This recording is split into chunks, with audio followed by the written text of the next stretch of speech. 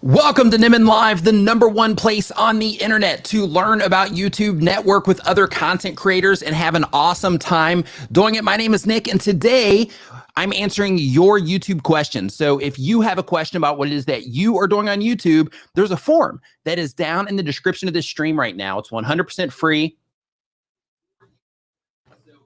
Oops. This is actually feeding through my TV right there. There we go.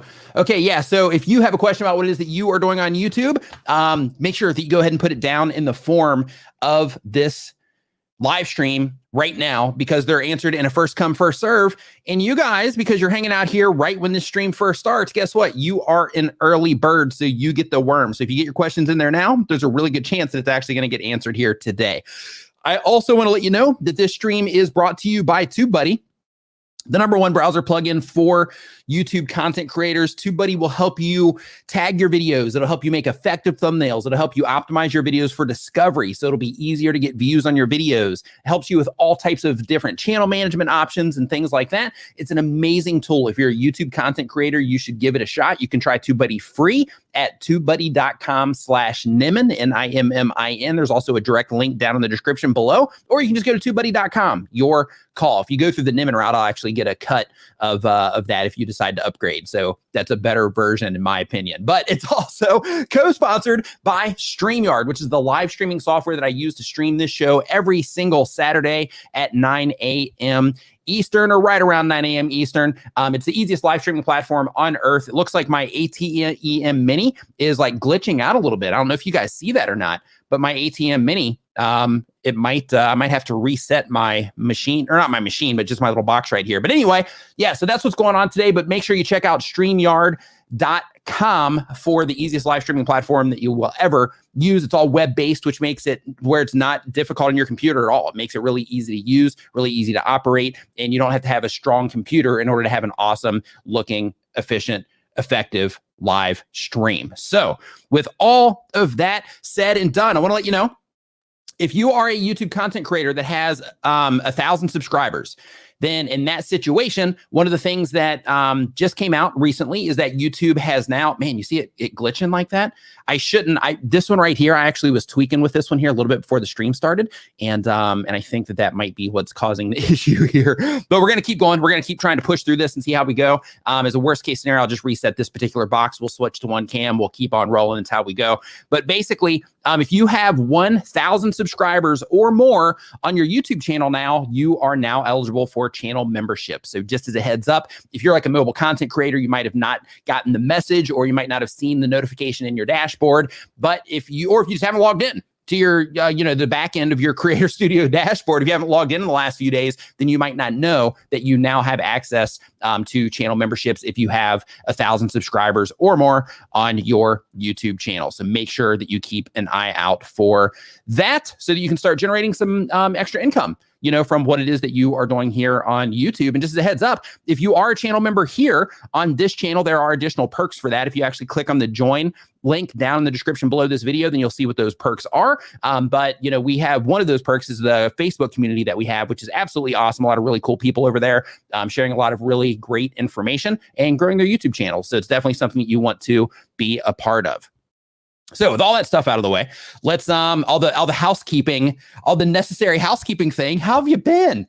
It's been a week. I hope the stuff that you were working on, last Saturday, I hope the stuff that you were working on at that point in time, because after the stream last Saturday, we're like, hey, let's pick one thing and work on that one thing. Well, I hope that you have worked on it so that you can learn some more stuff this Saturday, because my goal is to help you understand YouTube in a better way so that you can grow your channel. You can get whatever your goal is here. It doesn't matter to me what your goal is, if it's to get famous, if it's to make money, if it's just to grow a community of a handful of people that also love the things that you love, so that you can have that conversation and share your passion with those people.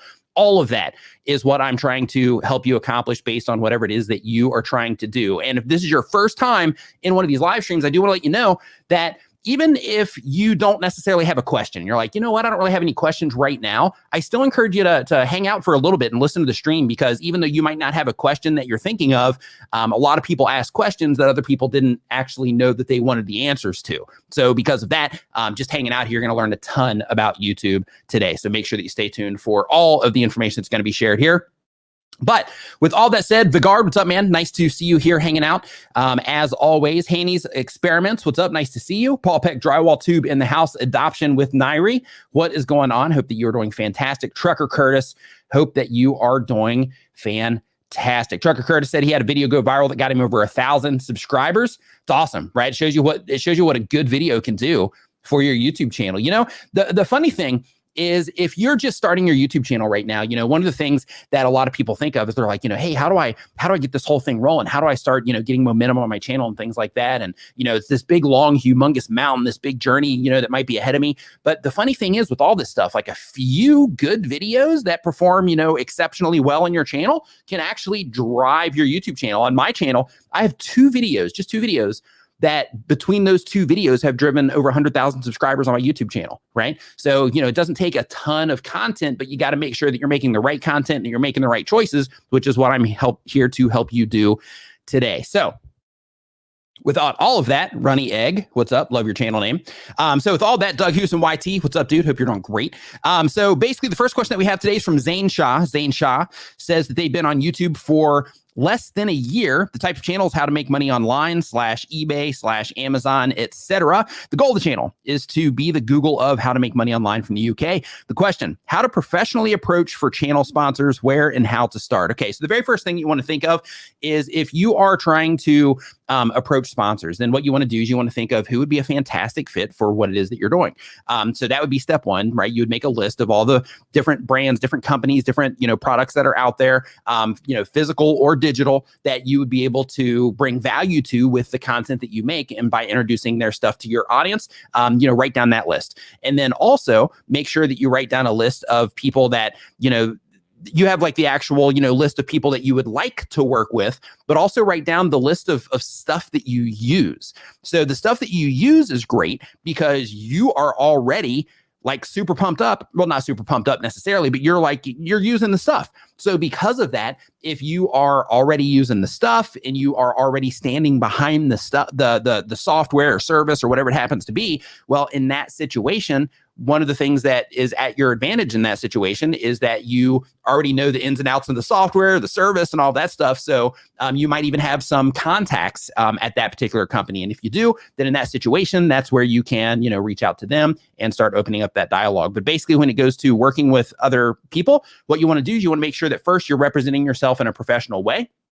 And what that means is make sure when you are doing outreach, if you do outreach, make sure that you have the actual .com of your name so that at the very least you can get a email address that is, you know, your name at yourchannelname.com as an example, at zane.com as an example. But you want to make sure that you have that so that, you know, it just shows that you represent yourself in a professional way, because these brands, when they sponsor you, they're also going to be expecting you to handle yourself in a professional way on their behalf to bring attention to what it is that they are doing. So there's that.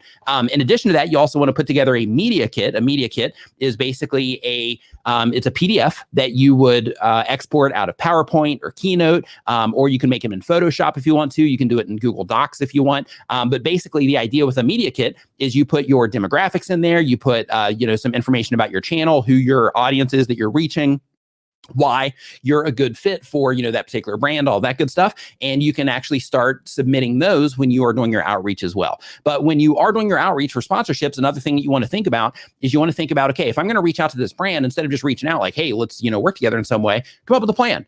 You know, come up with a plan and say, hey, you know, I'm putting this series of videos together, and I think that you would be a great fit for this. You know, if you would like me to integrate you into this particular, content, then, you know, let me know. Of course, you would write it out a little bit more detailed than that, but that's kind of the idea. So hopefully that will give you enough information to get started with. But at the end of the day, it's presenting yourself in a professional way. It's making sure that you have the traffic so that you can make sure that you have the value for the people that are, that you're going to be reaching out to.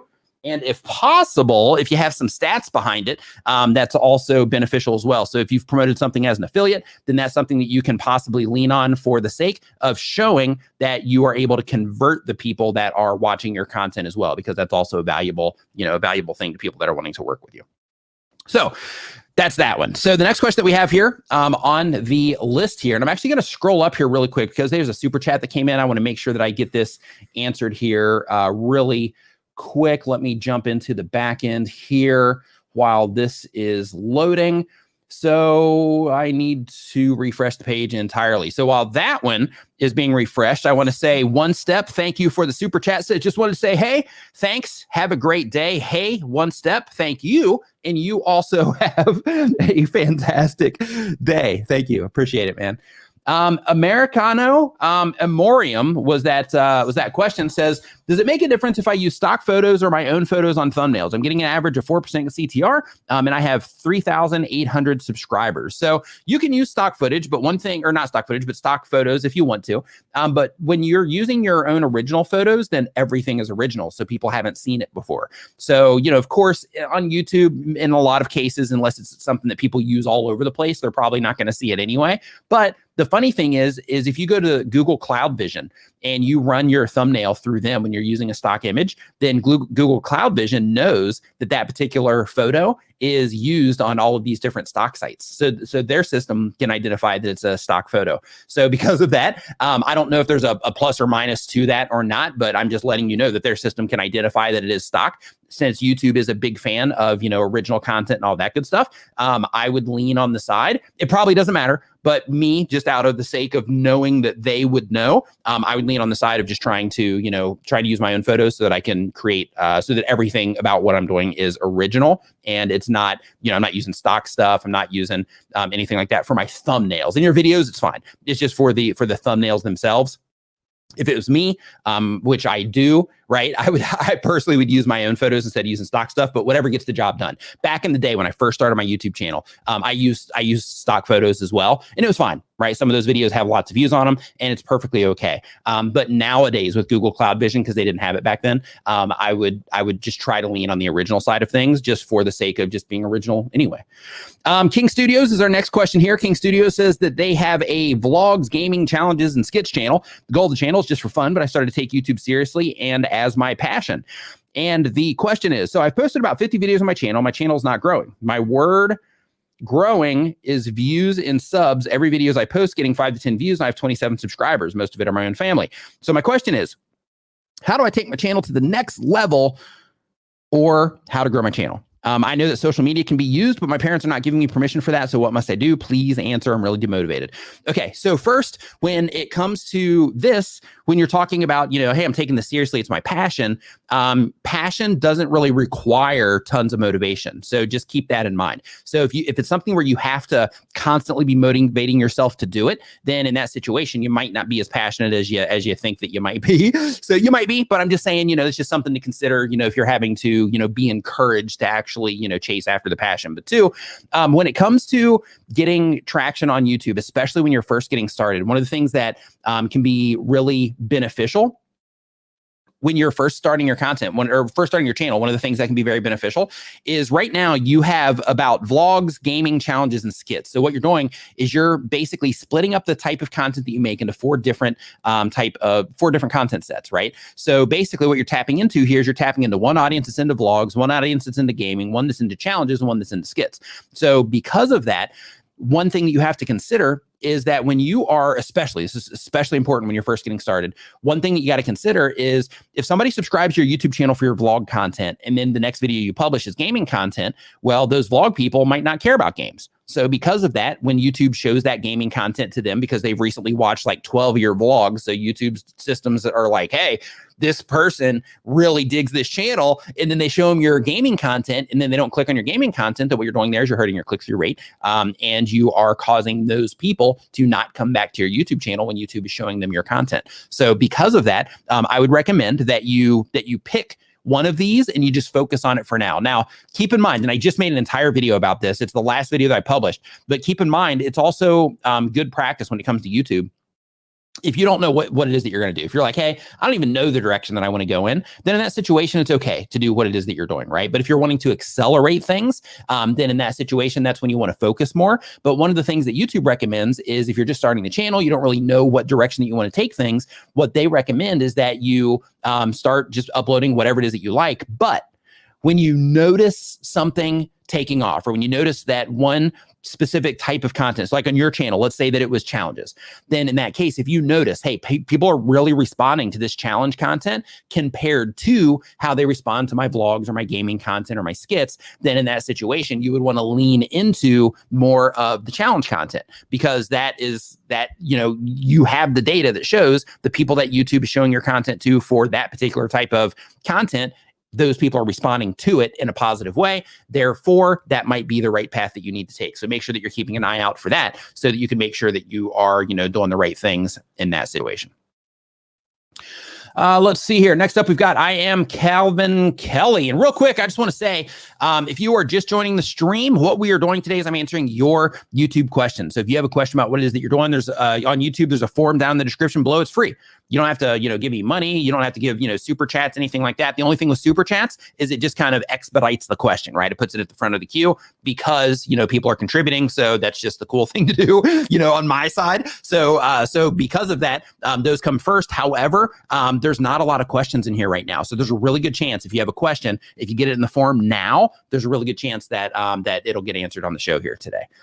So the question here from I am Calvin Kelly says, new HP gaming computer, 500 megabyte internet, 40 megabyte upload, Logitech C920, hardwired to combo, modern router, stream quality still doesn't look good. Any ideas? Yeah, so I'm not sure what you're streaming through or to. So one thing that you want to try to make sure that you're looking at is look at the bit rate that you have on your stream. So your computer by itself, which it seems like your computer's fine, but like your computer by itself can also, kind of limit things a little bit. So if you're using StreamYard, they will like auto optimize everything. So that'll be the easy way to do it. But if you're a gamer and you're using something like Streamlabs, for example, then in that case, you want to go into your settings there. You want to make sure that you're looking at, your bit rate. You want to make sure you're looking at your frame size to make sure that everything is accurate there. But you can find that in settings. If you're using Streamlabs, if you're a gamer, you can find that in settings. And then in settings, you would go to the video option in the navigation. And then in there, you'll see all the settings for the video quality and all that stuff. Make sure you're checking your frames per second, all of that stuff, because all of that compiles into a quality, good looking live stream or not. Also, Logitech for the C920 has Logitech software. Make sure that you put in that Logitech software in your computer so that you can adjust the contrast and saturation and the sharpness and all that stuff for your Logitech as well, because those Logitech cams are awesome. Like for less than $100, it's an awesome camera. You made a great choice, but just make sure that you install that that software that comes with it so that you can make sure that you are, getting the best possible quality out of it. So next question that we have here, real quick, if you are enjoying this stream. If you're enjoying the show, remember to give it a thumbs up and share it with a friend right now. Man, we got like glitch city happening right here. I'm going to turn off this this loop and let's see if it makes a difference or not. I'm just going to kind of keep a loose eye on the glitching here. Let me turn this off. Let me hit stop. Okay, there we go. So let's see if we keep glitching or not here. So this is I'm so basically what I'm using right here. I'm not sure if you can see this or not. Let me actually, yeah. So what I'm doing right here is I'm using this ATEM Mini. I've got two of them and they're connected. Every now and then it creates like a little bit of like a glitchy, type of thing. And I was just messing with this one before the stream started. So because of that, I think I caused this glitch that's going to be happening here for the next like few hours while we are, while we're doing all this. But hey, we keep going in situations like this. So okay, next question that we have here on the list. And real quick, if you are on Twitter, if you have any YouTubers that follow you, make sure that you share this out on Twitter as well. So next up, we've got Simple Gita. I hope I'm saying that right. Simple Gita says, Nick, what's your take on using Google AdWords for getting views? When should I use this? When should I use TubeBuddy? Great question. So if you are considering ads for your videos, one thing to make sure that you can do first is to make sure that you can get a organic response on YouTube. And what I mean by that is simply make sure that you are able to get views and get subscribers and get people to watch your video for a fair amount of time and all that stuff before you run ads on your videos. And the reason that's important is because when you're running ads on your videos, you're basically forcing your videos in front of people, and they might not even, depending on where you're running your ad, they may or may not even see a thumbnail. So because of that, and because you're putting money behind it, your videos or your videos will get in front of people, and some people will see those videos and some people will subscribe because it's just a numbers game at that point. However, if you cannot get an organic response first in terms of, your thumbnails and titles, people aren't clicking on them, your videos, when people do click on them, you get that hockey stick where people, they come in and they start watching and then it just goes down. Then in that situation, what's going to happen is as soon as you turn off the ad spend, then your views are just going to dry up because all those people that just subscribed to the channel, all those people that had just recently interacted with the channel, guess what? If you can't get them to click when YouTube shows your content to them on the homepage or next to another video or under another video, if you're on a mobile, then in that situation, if you can't get them to click, then it's not going to do any good because you're not going to be able to get the people back in. So because of that, it's really important to make sure you can get an organic response first. If you can, then in that case, then you might want to, if you, want to put the money behind it, then of course you can, experiment with ads if you want to, but make sure you target correctly because, if you don't know what you're doing, that can also work against you.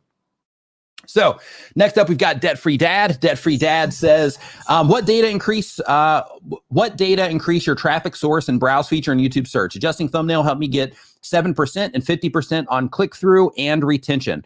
So yeah, so when you are, I don't fully understand your question because you say what data increase your traffic source. Yeah. So basically, all you're saying, like, what increases the traffic source? So what about it increases the traffic source? So yeah. So if you are getting, So if you are, as long as I'm understanding your question correctly, what you're asking me right here with this question, Debt Free Dad, is you're asking me what causes certain traffic sources to show your videos more? What causes you to get more traffic from certain traffic sources?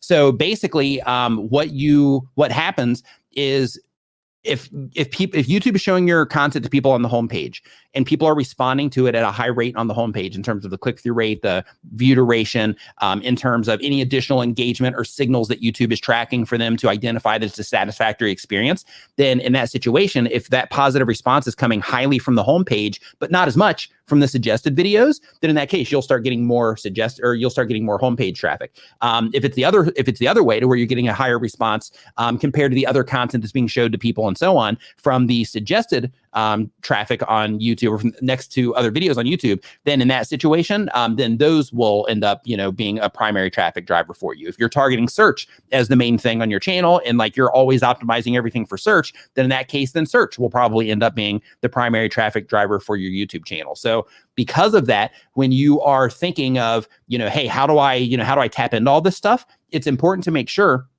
and YouTube recommends this too. It's important to make sure that you are using keywords with what it is that you're doing so that people, the humans that are actually going to be clicking on what it is that you're doing, so that those humans can identify that the video that you are making is something that they care about, through the specific title. And that title or the keyword that's in the title also lets YouTube systems know what that video is about as well. And this is somewhere where like TubeBuddy can help you, because in that situation, like you can use their SEO optimizer, and that SEO optimizer, one, Keyword Explorer, will help you actually, find the right topics to go after. And the SEO optimizer will help you actually optimize the video for search. But you want to make sure that if you are using that tool as well, that you're thinking not just search, but you're also thinking, how can I be as compelling as possible with this? So that if my video shows up on somebody's homepage, it's also going to be intriguing to them, just as if somebody was actively looking for it in search. Because when your content shows up on a homepage or it shows up recommended next to another video,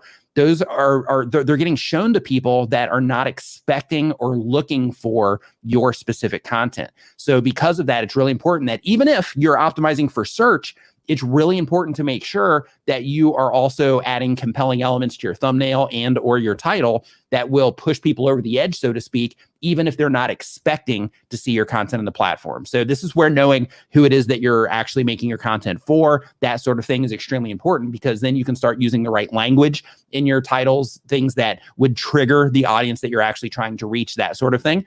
So because of that, when you're thinking of, the different traffic sources on YouTube, think, how can I optimize this so that I'm increasing my chances of showing up everywhere and not just one specific place? Neil, Urban Explorer in the house. What's up, dude? Hope you're doing awesome. Let's see here. Next up on our list, we've got I saw a couple come in, answering them here for you real quick. So we've got next up on the list, we've got actually a few of them came in here. We got Debt Free Dad. Okay, Adoption with Nairi says, I know someone's fairly famous in my family. I know someone who's fairly famous in my family. He's also a champion of adoption. He doesn't know about my channel. Is it fair to reach out to him? Absolutely. Yeah. Any advantage that you can use to help bring attention to what it is that you're doing, and especially in your case, because you're on a mission here, absolutely reach out. In fairness, like there's no such thing, like on YouTube, there isn't any such thing as like a fair or not fair. So, because of that, absolutely reach out without question. If it's somebody that you think would be able to add value to the people that you're making content for, and or bring more attention to what it is that you're doing, absolutely reach out. The Arkansas Diamond Miner says, coffee on me this morning. Thank you. Says, thanks for all the good advice, Nick. I really enjoy and appreciate the podcast too. Thank you. So I've been taking a little bit of a break on the podcast. I haven't uploaded now, I think in like maybe 3 weeks or so. I've just been busy, but I'll be back on it around the first of the year, uploading on a regular basis over there too. Let's see here. The Vegan Mooncat says that they've been on YouTube for 3 months, 406 subscribers, 34 videos, 600 hours of watch time. Is that okay? Yeah, it is. It's fine, because here's the thing on YouTube, all channels grow at different paces. And that's because the content type might be something that's more popular than another content type. The creator might be somebody that resonates with the audience better than, another creator. The ability to get people to click on something, you might have a better understanding of that than, somebody else, or the other way around. The ability to keep people watching in terms of, the presentation and the edits of your videos and all that. Those are also things that are going to be different for everybody. So because of that, channels just grow at a different pace. They grow at a different pace, and, people respond differently to different channels, different content, all of that good stuff. So you're doing fine. So basically, 3 months, 406 subs. Just a heads up, it took me 5 months when I first started my YouTube channel, because, like most of the people, that just get started on YouTube, we didn't have a plethora of information. We didn't have 100 channels out there teaching about YouTube like we do now. There was just like, 3 at the time. And the information that was being shared at the time, it was great information. But it didn't go into like, the nitty gritty, so to speak. So, now it's much easier to, gain traction and whatnot. But anyway, when I first started my channel, it took me 5 months to get my first 150 subscribers. So you're doing better than I did. Joe on a MDP says, hey, my channel's about mountain biking, but I'm from northern Utah. So mountain biking is a seasonal sport. How can I deal with the off-season time? Make content double time when you are in on season. So a few things. So the very first one is you can double up the amount of content that you're actually recording, so that you have, you're kind of like a squirrel, right? You're taking your nuts and you're putting them away for the winter, right? So because of that, you could, double up on the actual content that you're recording, so that you can have a big stockpile, so you can edit it all. So that will take you through the whole year. In addition to that, you can also do other things. So you can have like off-season things like, taking care of the bike and like doing bike maintenance and, that kind of thing. So the general interest might be down in the actual subject, which you might have to, try to figure out something there. But in terms of, things that you can do to kind of work around not being able to actually make the content, you could definitely do some, like maintenance for the bikes, and, some general best practices in terms of like safety. And you could make videos about like all the different trails in U-Haul and just talk about them, maybe show like maps and, maybe some past footage that you've already shot, talking about, hey, I did this trail. You can even do compilations of, of content that you already made. You could do like highlight reels, so to speak, of, of content that you've already made on the channel, as long as, there's actual value built in for, the audience that you're trying to reach as well. But, that can also be something that can be beneficial in terms of, keeping up the hamster wheel of continually publishing content. Dan Waring says, hey, Nick. Hey, Dan, hope that you're doing awesome. Thank you for the super chat. It says, my channel focuses on cultural commentary because trends change quickly. Do you think it will take longer to build an audience? Any tips? So if you're doing cultural commentary in that situation, I mean, there's going to be people that are into that, just like there's people that are like news junkies, right? So you're going to have that particular audience. But the thing is when you are talking about trending topics, it's important to make sure that you are like on, like, timing is critical. So like if you wake up and you're like, hey, something's going down right now, then talk about it. Like if you have to live stream it, or if you have to quickly put a video together, timing is essential when it comes to trending content. So in your particular situation, you have the opportunity, since you are talking about trending things, to talk about something and then have that one video drive a ton of attention to your YouTube channel. But what you want to think about is when you are putting your thumbnail and your title together for that, because you're going to be talking about whatever it is you're going to be talking about for your show. But when you're putting your thumbnail and title together for it, it's important to think of, okay, I'm talking about a trending topic. So instead of it being today we're talking about this, and this type of thing, which I see a lot of, trending type channels do. Then in that situation, you'd want to say, this video is about this, right? So just make the video about one thing so that you can optimize for that specific keyword, and basically tell YouTube that the video is about that, so that their system knows the right people to show it to. They're going to be, Googling all over and YouTubing all over looking for, for that specific content. Next. Let's see here. Next up, we've got the MCU Watcher. So just getting back into my channel. Took some time off for personal reasons. A little bit of delay there on the Stream Deck. The MCU Watcher says, I'm just getting back into my channel. Took some time off for personal reasons, and I lost a lot of momentum I was building up. Any advice to rejuvenate my channel? Thank you for all your help. MCU Watcher, when you take a break from a YouTube channel and you notice that, there's not a lot of activity, and then you come back and you're like, hey, I published a video, fingers crossed, and then it just doesn't do that great. Don't beat yourself up over it. Just think of it like this. So when you are putting out content on YouTube, and you're doing it on a regular basis. This is why everybody talks about consistency and the importance of consistency on YouTube. When you're putting out content, you're doing it on a regular basis. What happens is YouTube is constantly, if you're uploading like once a week, YouTube constantly has a piece of content that is kind of shopping around YouTube, that basically, you're publishing it and they're not necessarily like promoting it, but what they're doing is, they've kind of indexed to that video. And then, when people are coming onto the platform and they're trying to identify, their system's trying to identify the right people that would be a good fit for that content, then over that week, that particular video might get a little bit more of attention than some of the previous videos that you had on the channel, as an example. But the idea is that, wow, that's like super like, woo. You know what? I'm actually going to turn the camera off and turn it back on. So while I'm doing that, yeah, because it's happening there too. Yeah, we're having like a whole meltdown here. Hold on.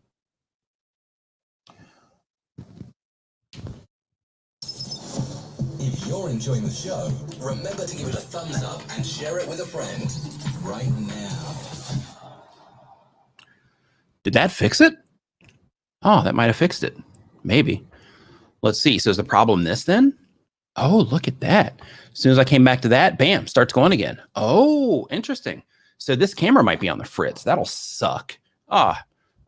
We'll see. Okay. But anyway, so basically when you have a channel, you take a break, then what happens is when you publish that next video is you have to where, you don't have a lot of activity. Let's say you took off 6 months. If you don't have a lot of strong videos that are driving traffic to your channel, you don't have a lot of people that have interacted with your channel, recently at scale like you normally would if you were updating content on a regular basis. So let's say you took a break for 6 months and you're uploading a video per week, then you have all of that content that that people haven't been interacting with because you haven't been publishing it. So because of that, what can happen is when you publish that video, one, it's important to know that, each video kind of stands on its own legs. And if it's a high response video in terms of people click on it a lot and they watch it a lot and they share it and they do all the stuff that YouTube's like, hey, this is a good video, people dig this, then that one video can take your channel right back to where it was or even better. Each video is its standalone thing. However, in terms of the channel, one of the things that you'll notice is when you publish a lot more, then you'll notice typically that like suggested, the suggested views that you're getting can typically go up and that sort of thing, based on just the fact that you're publishing quality content on a regular basis. So when you do take those breaks, then what can happen is you just don't have as much activity in terms of the people that have recently interacted with the channel compared to when you are publishing on a regular basis. And because of that, that initial push, just the initial one, it doesn't mean that your video is gonna not do great long term, but that initial push where YouTube is not push, I hate saying that word, but basically that initial moment where you publish that video and YouTube's trying to determine the people that are the most likely to interact with it based on that core group of people that are the most likely in terms of the people that are interacting with your channel on a regular basis. Like you guys, when I go live, YouTube sends you a notification and lets you know, hey, Nick's live because you interact in these live streams. So the same exact thing applies to your channel. to where if you're uploading on a regular basis, then you have those people that are interacting, and those people, because they're interacting with your content, giving YouTube the positive signals around what you're making, when you publish those new videos, then those are the people that are the most likely to see them first. And then based on how they respond and so on is going to help determine the immediate performance of that video. However, if you don't publish for a while, then in that case, you don't have all that activity going. And because of that, that initial push might not be as strong. Again, it doesn't matter it doesn't mean the video is not going to do fine. 3 months from now, a month from now, 2 weeks from now, 6 months from now, or take off this time next year. But it just means that initial push isn't necessarily going to be as strong because of all those. You don't have that, same amount of people that are recently interacting in mass. Renee Ritchie, thanks for the super chat, man. Says, thanks for all the terrific streams in 2020. They not only helped us keep us all sane, but informed and improved during a challenging year. This has been a challenging year, as it's kind of all, coming to an end this year, definitely has been a, extremely challenging year. For those of you in countries, like I've been really fortunate here in Thailand, where, we haven't had to really deal with it that much. So, we've been really fortunate here. But for those of you that are in the countries where you're having to deal with, all of this other stuff that's going on, plus, there's like the health stuff and then the political stuff and all that, it's rough, right? So, my heart goes out to everybody that's living in places where you're having to, deal with this on a regular basis. It's sucks. And then the next one here, but my pleasure on the content, love doing this as you know. So, my pleasure on doing this all the time. The next one's also from Renee, which she says, been doing topical content, but thinking about trying Evergreen in 2021, post daily, but maybe adding a weekly how-to. Tried a couple and they didn't do well. Is that a sign to stop or try harder? A couple isn't enough. So if you're wanting to push into some how-to related content and have that as a pillar of what it is that you're doing, so that you can create some evergreen content that will consistently drive traffic, so that you're not constantly going like this, then in that situation, leaning into that how-to content for that purpose, absolutely give it a shot. And upload more. Give it like a 10, 15, maybe even 20 videos. Especially if you're uploading daily, you'll have enough content to create a nice chunk of those, and then give them a little bit of time to actually settle into, in terms of, they end up getting ranked somewhere, and they end up, driving a decent amount of views, forever, essentially, since they're evergreen. So absolutely lean into that, but don't base anything off of just a couple of videos, because when you do that, you're not really giving it like a really good shot. You're just kind of testing against the current audience, but you're not really giving things enough time to see how they're going to play against, things as a whole, so to speak. So absolutely lean into some evergreen content. All right. So I think that brings us up to speed. Now I'll jump back into the forum here so we can get some of these other questions answered here as well. We had one more come in actually really quick. Game Shizzler says, I'm on my way to 50 subscribers. Thanks, Nick. What are your thoughts on using shorts and 30-second clips to gain subs, and how often to upload them? So shorts are being extremely effective for a lot of people. Shorts, just like video content, you got to make something that's cool, or something that's entertaining in some way, or something that, the same rules apply in terms of like people, they got to dig your short. But basically, people are having a lot of success with shorts right now. When it comes to shorts, it's something new, and YouTube always shows love to the new stuff. So when YouTube first came out with mobile live streaming, when they made it available inside of the app, I started using it every single Saturday. Sometimes I would do it more because I was just hooked on it. I loved live streaming. So what happened in that situation is when I was going live on my phone, then I would start showing up on like YouTube lives on their they have like a live channel, and my streams would just show up there under like the, mobile content streaming now. And that was like super awesome at the time. Unfortunately, it wasn't getting me in front of a ton of YouTubers, but it was great in terms of, just bringing people, in and showing them, what's going on here. However, the reason I'm telling you that story is because it was a new feature, and I leveraged that new feature at that particular time. So if you are a new content creator and, you have the ability to do shorts, and you can make something cool or just informational or motivational or inspirational or, just something cool, then in that situation, give it a shot. But in terms of how much should you upload them and all of that, one thing to consider is that on your YouTube channel, you're building a library of content. That content is video content, it's stories, but those disappear. And it's your shorts now as well, and then possibly lives. So a lot of content. going out on your YouTube channel. But one thing that you want to make sure that you're keeping in mind is how people use the platform. So on a computer, people will, they'll watch a video, click on the channel name, they'll go to the channel page, maybe they'll look on the channel page. That's why you want to make sure that your channel page is optimized and, you have sections in there with playlists leading them into different types of content sets that you make. But you also have people that will just click on the videos tab and then they'll go and look at your videos. If they have to scroll through 1,000 shorts in order to get to the long form content because they love your long form stuff, then that's going to work against you. But if they have to just go through like a handful of them, then it's not going to be that big of a deal. Or if it's like long form and then like 2 shorts and then long form and then 2 shorts or something like that. So what I would do in that situation is I would do the shorts and then I would say, okay, this is the results that I'm getting from shorts. If this short content is getting me in front of, thousands of people and I'm getting subscribers from it and all that, then I'm going to make this part of my content strategy as well, because it's something that is generating results on the YouTube channel. So do that until it starts not generating results for you on your YouTube channel. But just make sure in terms of the cadence of when you're publishing those shorts, just make sure that you're being mindful of, what's going on, with the shorts. Make sure that, you're still getting a similar response when you're uploading them and all of that. But also make sure that with the content that you're making with your shorts, that you also have a bridge. And what I mean by that is that if you're putting out shorts content, it's important to make sure that the type of content that you're making in the shorts is also something that will be a bridge to your actual video, your normal video content as well, so that when you are publishing video content, the people that have subscribed because of the shorts,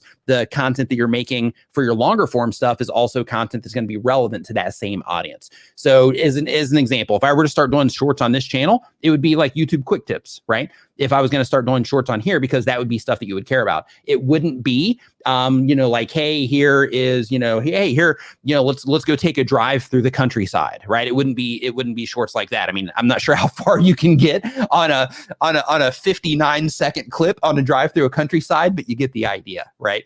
So because of that, just make sure that you're considering your audience with the choices that you're making of what the actual content contains in your short when you are uploading them to your YouTube channel.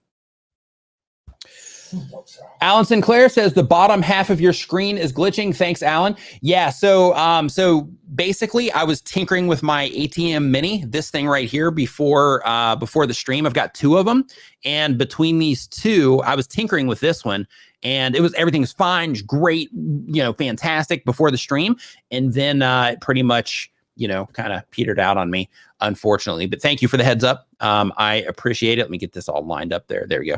Yeah, I appreciate it. And hey, as another note here, Alan, I saw your email. I saw your email come in. I just haven't had a chance to respond to it yet. I've had an extremely busy week, but I will get back to you very soon on that. So I just want to give you that heads up as well.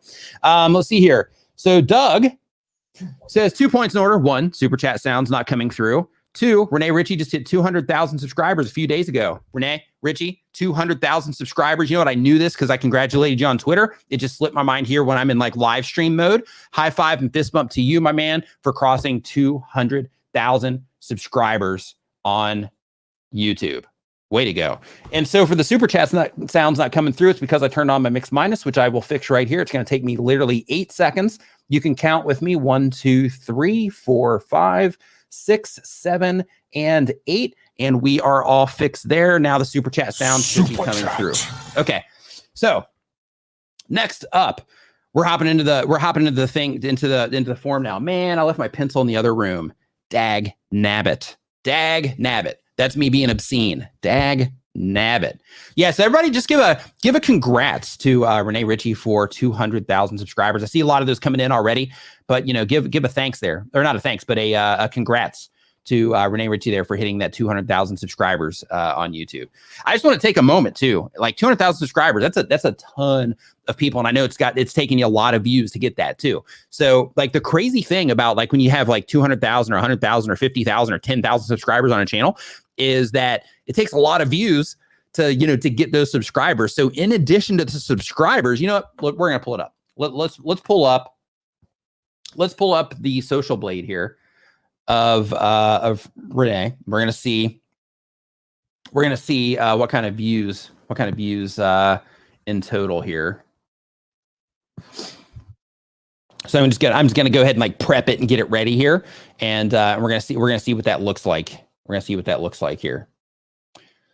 Yeah, so check this out. So let's see here. We're going to go into the tunnel here, but that's okay. We're okay going into the tunnel. Share, bam. Let's go ahead and get it on the, you know what? I didn't even have to do that. I can just, here, hold on, let me remove this link. I can just do it this way. Boom. Okay. So check this out. So 200,000 subscribers, almost 20 million video views. That's so crazy. Like if you put that into perspective, right? And you think about it, like 20 million eyeballs, 20 million human beings have spent their time watching your YouTube videos. It's just nuts.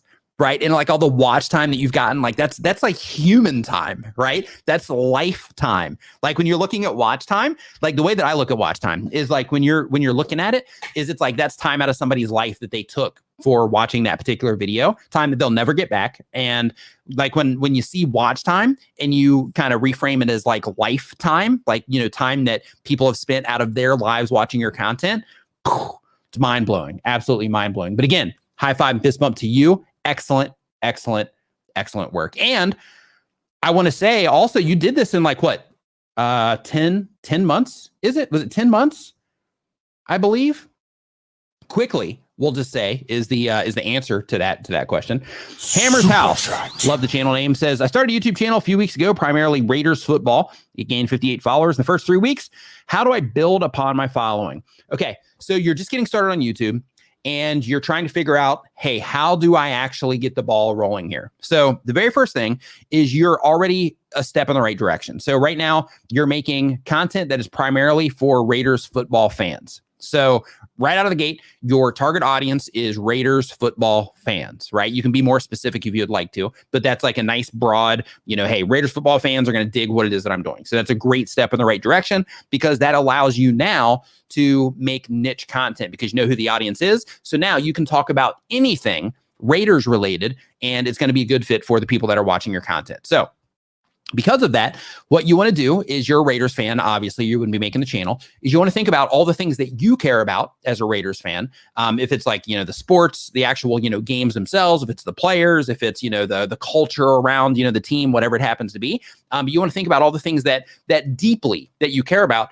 And those are the things that you want to start leveraging when it comes to how do I get people to click on what it is that I'm doing? What type of images do I use when I'm trying to grab people's attention for this particular thing? So one of the things that is important for your type of content specifically, if you are trying to reach, as long as I'm understanding everything correctly here with what it is that you're doing, if you are trying to reach Raiders fans, then in that situation, it's important to make sure that it's crystal clear to them in every single thumbnail that you have on your YouTube channel that your video has something to do with the Raiders. So the reason that that's important is because even if you're just sitting there, like I'm in a room right now, right? And I'm just talking to you guys here in this room. But from the outside, before you clicked on this, I have the title that, you know, talks about YouTube and I talk about views and subscribers. And then in the thumbnail itself, it says something about like, you know, learn about YouTube or something like that.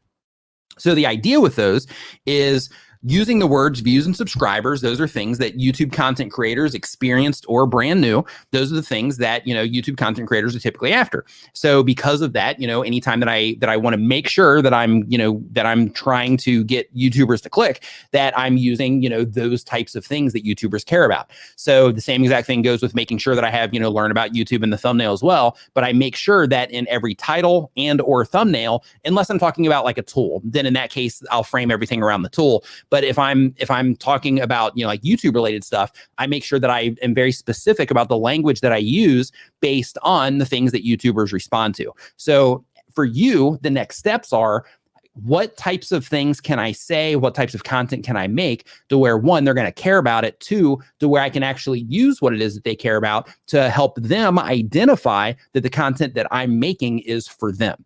Right. So you can do that through the imagery of the game, through, you know, the logos you got to be a little bit careful with because of, you know, trademarks and stuff like that. You could even reach out to them, you know, if you're making content about them, reach out to the team, not, you know, an individual player, but you know what I mean? But reach out to, you know, the whatever agency you would need to for the team and ask, hey, I'm making videos. I'm a fan. I'm making videos about this. Do you mind if I use your logo and some thumbnails so that you can get, you know, some you know, written permission from them to use their logo and some stuff? They may or may not let you. I did that with Disney on another channel. So I made a video about Star Wars on another channel, and in that particular video, I had what was it? I did something with the logo itself and the thumbnail, and I reached out to Disney. And it wasn't Disney at the time. It was actually like Lucasfilms or whatever. And I reached out and they were like, no, absolutely. You cannot, you cannot use our stuff in any way, shape or form. Our clips, you can't use our clips. You can't use audio. You can't use, but they came at me hard. They're like, no, absolutely not. Man, this glitching, crazy, crazy, crazy, crazy. You know what? You think I should just like change? Nah, because it's doing it like no matter what. Let me refresh this page too. Just going to refresh, see what happens. Okay. So, next question that we have here on the list is from Floppy Sports. Floppy Sports says, superchat. What's more important, your retention percentage or relative retention rate? My percentage is low, but my relative rates are above average. Thanks. Both are extremely important. Basically, your relative is basically your videos compared to other videos of similar length on the platform. So that's important because it just gives you like an idea of how you compare against others on the platform. And it's important to try to be average or above average for the sake of, you know, being competitive, right? So that's where that's important. When it comes to the absolute retention on your video, then in that particular situation, that's important because that shows you second by second how people are responding to the content. So then you make content choices or editing choices around what you see in your absolute audience retention. So because of that, both of them hold their own thing, but the one that you can actually do something about is the absolute retention, because that actually kind of builds a map for you based on your content and the people that YouTube is showing your content to that are responding to it. Like you can actually you can look at that and you can make actionable choices from that you can apply to future content. So because of that, that one's the most important, but both of them are important just to kind of give you a gauge of how you're actually competing on the platform as well. Okay, so I think that catches us up to date on these. Let me go ahead and jump back into the form here. I'm just waiting for this to load so I can confirm. And yes, okay. So next up on our list, we've got King Studios says that they have, oh no, we got that one already. Boom. Next up, we've got Impulse News. Impulse News says that they do news type of, the goal of the channel is any news. And the question, hey Nick, what's up? Says my most traffic comes from tube search. Due to the first hour, I get decent views, but often 1 hour it slows down. What to do?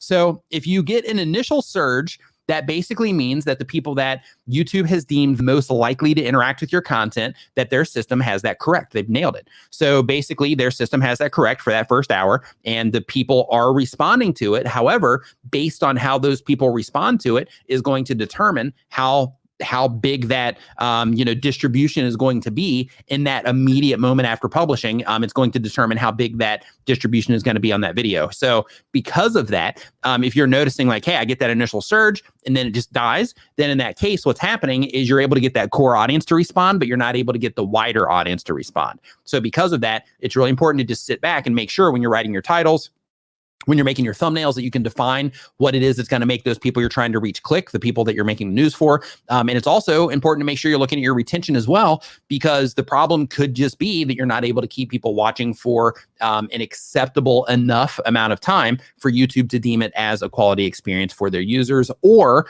that, any additional engagement that they might be tracking in that situation, that might also, not be enough to where they keep, distributing your video, at a high rate in that situation. Super chat. The introvert amateur learning photo and video says, Nick, you rock. The introvert amateur says, I started 2 months ago and now at 15 subscribers with 1 video per week. How would you improve impressions and click-through rate? What rate is good? So the rate that is good, of course, is going to be independent for your YouTube channel. So the average on YouTube is between 2 and 10%. So, and they don't tell us the impressions for that. So typically what happens on YouTube is that when you're getting a lot of views on a video, or you're getting a lot of impressions, I should say, on a video, then typically the click-through rate will go down, because a lot of impressions means that YouTube is showing your content to the people that are the most engaged or possible to engage with it. But they're also kind of going out a little bit and they're testing, against different audiences and all that good stuff. So because of that, you're getting a lot more impressions. So one thing that you'll notice on any videos for anybody that's watching this. If you go into your stats and you look at the videos on your channel that have gotten tons of views on them, you're going to notice that they've gotten tons of impressions on them, and the click-through rate on those particular videos in a lot of cases is going to be relatively low compared to a video that has, a quarter of the views on it. And that's typically because, they're showing it to so many people that just based on the numbers alone, not as many people are responding to it. So because of that, it's, they've deemed it, hey, this is quality. We just got to show it, we just got to show it to the right people as they're coming onto the platform or while they're watching other videos or whatever. So that situation right there is going to basically determine if it's going to determine if your click-through rate is going to be high or low based on, if they're showing it to tons of people or not. However, you can get tons of impressions and still maintain a high click-through rate. That's how you end up like going viral, right? So you get tons of impressions, you have a high click-through rate, and once they actually click on the video itself, they're staying on your video for a long time. You have a high complete rate on your video. They're clicking on your end screens. They're going and they're watching more of your content. Like that's how you get tons of views on your stuff. But just on click-through rate by itself, though, typically when you are getting tons of impressions, that can typically push down your click-through rate. So it's really easy. If you're getting 50 impressions or 100 impressions on a video, it's really easy to have like a 20% click-through rate or a 25% click-through rate on a video.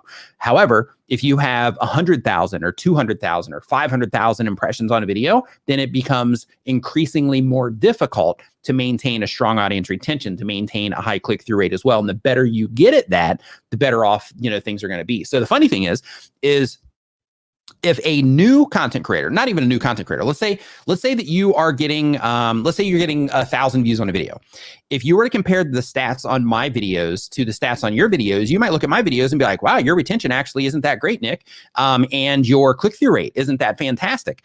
But then if you look at the amount of people that have actually interacted with it or that, that have, seen the content, then it starts making sense in terms of like, oh, well, of course. So, of course, it's going to be harder to hold people's attention if they are not looking for the content, if they didn't expect to see it, or, if they're not in the core audience, like that kind of stuff, then all of those things become increasingly more difficult. But basically, if you take a channel that doesn't have a lot of activity, then the numbers are typically, higher. And then if you have a channel that gets tons of activity, then those numbers can go down. But if it's getting tons and tons of activity, then those people are the ones that can typically maintain higher numbers. They typically have a higher market in terms of the amount of people that are qualified for their particular content and things like that. So in terms of how do you improve it?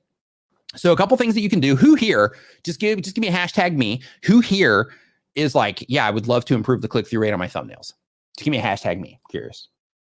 While I'm waiting for that, I just want to say, Neil says YouTube brought us together, but now your lifelong friends, Nick, Peck, Vigard, Doug, Merry Christmas, always here for you guys. You all rock. Neil, likewise, man. It's been awesome getting to know you through this entire experience. And it's awesome seeing you like evolve in terms of, what it is that you're doing as well. So thank you for the kind words there, man. So, okay, so we got a lot of people in here that are like, yeah, definitely want to improve my click-through rate. Okay, so when you're trying to think of how to improve your click-through rate, a couple things that are going to help you here is the very first one is making sure that you understand who it is that you're trying to reach. So you hear me say that a lot. What does it actually mean? So when you're thinking of who it is that you're trying to reach, then one of the things that is helpful with this is let's just pick somebody here out of the chat. Let's say that we go with, let's see here, TMAD TV.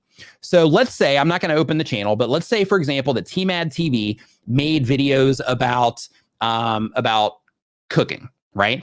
Well, if they made videos about cooking, and let's say they were making videos about cooking, but the stuff that they were cooking was specifically for diabetics, right? Let's just say that. Then in that situation, if they're targeting diabetics, or we'll say like with the football channel earlier, then in that situation, when they're writing their titles, they would make sure that they want to make it clear that the content is for diabetics. So what they would do is they would, basically fill out their title, and then they would make sure that they would say, for delicious, or for cake recipes, or for, whatever recipes for easy to make recipes for diabetics. Or in the thumbnail, they'd put, for diabetics or something like that. And by doing that, what you're doing is you're making it easy for people to understand that your content's for them. So you can do that through imagery, and you can also do that through the words that you're using in your titles. So another example is if you were doing something around, football, like we were saying before, or baseball or something like that, then in that situation, making sure that you're always using imagery that's representative of the content, not necessarily what's happening in the video itself. So like I was saying before with the Raiders channel, if you are using the imagery, even if you're sitting here talking about the Raiders or you're talking about a particular sport, then if you're using the imagery for that sport and then you have the word Raiders in the title itself, then in that situation, what you're doing is the people that are interested in that, they can clearly see through the imagery that it's about football. So then when your video is showing up, even though you're sitting in a place like this and you're just talking about the Raiders, when your thumbnail, because you got to get people to click. So when your thumbnail and your title shows up and they can clearly see, because you're showing up next to other content that's also going to have football imagery in it in that situation, because that's who YouTube is going to be showing the content to based on what it is that they're watching, right? So you want to make sure that that people can identify that your videos are about that particular thing. So you would use football imagery in that situation, or baseball imagery, or golf imagery, or cooking imagery, or the word diabetics, or any type of imagery related to the diabetics or whatever it happens to be. But basically, with whatever type of content it is that you make, for your thumbnails, it's really important to make sure that you're just considering, okay, the people that I'm trying to reach with this, the fans of this game, or the people that are into quilting, or the people that are into tech, or whatever it happens to be, how crystal clear is it through the packaging of this video in terms of the title and the thumbnail? How crystal clear is it that this video is for them? And how clear is it that what it is that they're actually going to get from this video in terms of, the topic of the video? So you want to think about those types of things. Now, another thing that's going to help you improve your click-through rate as well is to define those things that I'm talking about. So as an example, if you look at your thumbnail and you're like, okay, if somebody only saw this thumbnail and they didn't see the title, you always want to think of them as a pair. But you want to think, if somebody saw this thumbnail without the title, would they be able to know, without having to put any thought into it whatsoever, would they be able to just look and see that this is something that they might be interested in based on the things that they're interested in? Am I clearly expressing what this is about, or who this audience or who this content is for, through the imagery that I'm using in my thumbnails, or the word or words that I'm putting on my thumbnails? The answer is yes, and you can define it, then that's a win. Then you want to think about, okay, now that we have this imagery, what can I do with this imagery, or what word could I put on here? A little arrow or a circle or whatever it happens to be. What can I draw attention to here that would cause somebody to click to it? Or what else could I add to this thumbnail now that I have that core imagery in there? What else can I add to this thumbnail that would push somebody over the edge in order to get them to want to click on this? You want to define that as well. And then from there, you want to look at your title, because again, they work together as a team. And you want to look at the very specific language that you're using in your title. One, do you have a keyword in there? And the keyword, when you think about keywords, a lot of people lock keywords into YouTube search, but it's not about YouTube search. I mean, it is keywords, keyword phrases. That's all an important part of getting your videos to show up in search as well. But it's also for context, so that one, YouTube systems can clearly, right at the time of publish, understand what your video is about, so that they know the right people. Their system knows the right people that are likely to respond to that content based on it, on the topic by itself, right? That it just helps their system know where to actually put it, the people to put it in front of. And then from there, you want to think about, okay, so I've got a keyword in here. Now let's make sure that keyword is as close to the front of the title as I can get it, so that, especially if you're reaching an English-speaking market, since we read from left to right, so that as somebody sees the thumbnail, I grab their attention there. Then if their eyes glance down to the title to see what the actual thing's about, then the thing that's most important to them, right, that keyword that you're going after, that thing that's most important to them is as close to the front as possible, so that as they're reading that at a glance, then they can clearly see exactly that this is also something that is for them. So those are some things that you want to think about. Other things, experiment with the sizes of things, experiment with the colors that you're using. And by sizes of things, I mean, if you're doing the football content, experiment with having like close-ups versus far away. If you're using any faces at all, experiment with having them up close versus farther away. If you're on tech, experiment with having it close up, farther away, in the middle, that kind of stuff. Experiment with having multiple faces or multiple pieces of tech compared to just one that you focus on, things like that. And when you start doing all the things that I'm talking about right now, and then you start experimenting with stuff, then you're going to quickly start understanding the people that YouTube is showing my content to, that care about this type of stuff that I'm making. Those people they respond to this type of thing better in terms of the imagery. So TubeBuddy, for you TubeBuddy users here, and if you're not a TubeBuddy user, I've got a link to them down in the description below. You can try it for free. But basically with TubeBuddy, one of the really cool things that they have as well is they have a feature called a click magnet. So if you're wanting to increase your click-through rate on your thumbnails, their click magnet feature is also something that you can use, because what their click magnet does is they actually scan all of your thumbnails on your YouTube channel, and they show you that, hey, these videos, where things are zoomed in, they typically get clicked on more. Where you have more faces on them or you don't, they typically get clicked on more. They basically share this information with you to let you know what people respond to on your YouTube channel. The people that YouTube is showing your content to, which is an important part of the equation. They're letting you know what they respond to specifically on your videos based on the imagery that their system is seeing on your thumbnails. So those are all things that you can do to improve the click-through rate on your thumbnails. So another thing to keep in mind also when it comes to your thumbnails is a lot of people will think pretty equals effective, but it doesn't. So pretty thumbnails don't always mean clickable thumbnails. Sometimes you can just put up some amateurish thumbnail and you might think to yourself, this doesn't look that fantastic, but then people click on it like crazy. So, of course there's proven things, like depending on the type of content that you're making, of course, having bright colors and things like that, because they grab people's attention, having nice, crisp and clear images, that's typically effective as well. But pretty, just in general, in terms of like, hey, I'm going to design this thing, pretty just by itself doesn't necessarily cut it compared to effective. You're going for effective. That's what you're ultimately trying to do. I'm trying to make something that's effective, not necessarily something that is something that's pretty. Super chat. Always Chaz Monroe. Oh, we've got that one already. Oh, no, we didn't. Okay, it says I'm doing gaming episodes, GTA. Nice. But I'm doing positive real life content. How do I promote positivity in a world that loves negative content? That's tough. Okay, first off, I just want to say high five and fist bump to you for taking that initiative and being like, yeah, you know what, I'm going to try to add some positivity to this like cesspool, right? So high five, fist bump to you for that. So especially with that game, and I think it's just the nature. I play GTA too. So I think it's just the nature of the game in terms of that whole negative thing that, kind of goes along with it. But when it comes to working in the positive side, you might need to lean into the negative in order to pull out the positive. And what I mean by that is on my channel, I'm just going to use myself as an example because you're watching my videos and you're watching the stream. But basically, like on my channel, anytime there's like a YouTube situation, there are monetization changes, anything like that. Anytime people are completely going bonkers on YouTube, anytime YouTube does a massive change, there's always the channels that are like, oh, they did it now. This is game over for YouTube. YouTube, hates small creators and YouTube's doing this and they're doing this. And then it creates this big negative, like, oh, this, why should I even be doing this type of thing? So what I do is I will use that. I'll use imagery that's kind of like, oh, I can't believe this. And then I'll, say something a little bit hypey in the title, because I want people that are feeling that way based on the other content that they're watching to be like, oh, let's see what Nick has to say about this. I bet he's going to be upset. And then they click on it and then they come in, and you might have even experienced this on, from watching the content. But basically, like once people come in, then I try to be that voice of reason. And that voice of reason is typically, it's putting a positive spin on what's going on and actually bringing people to reality of the situation, when it comes to, the changes as they're being made. So if you are trying to add some positivity to GTA, then in that situation, you might want to lean on the negative side, but then that's what's going to pull them in. But then, of course, be positive in the content that you make, share positive messaging in the stuff that you're making, and try to even create like a positive movement for GTA. You can build, hashtags around it and things like that, like GTA positive or, whatever.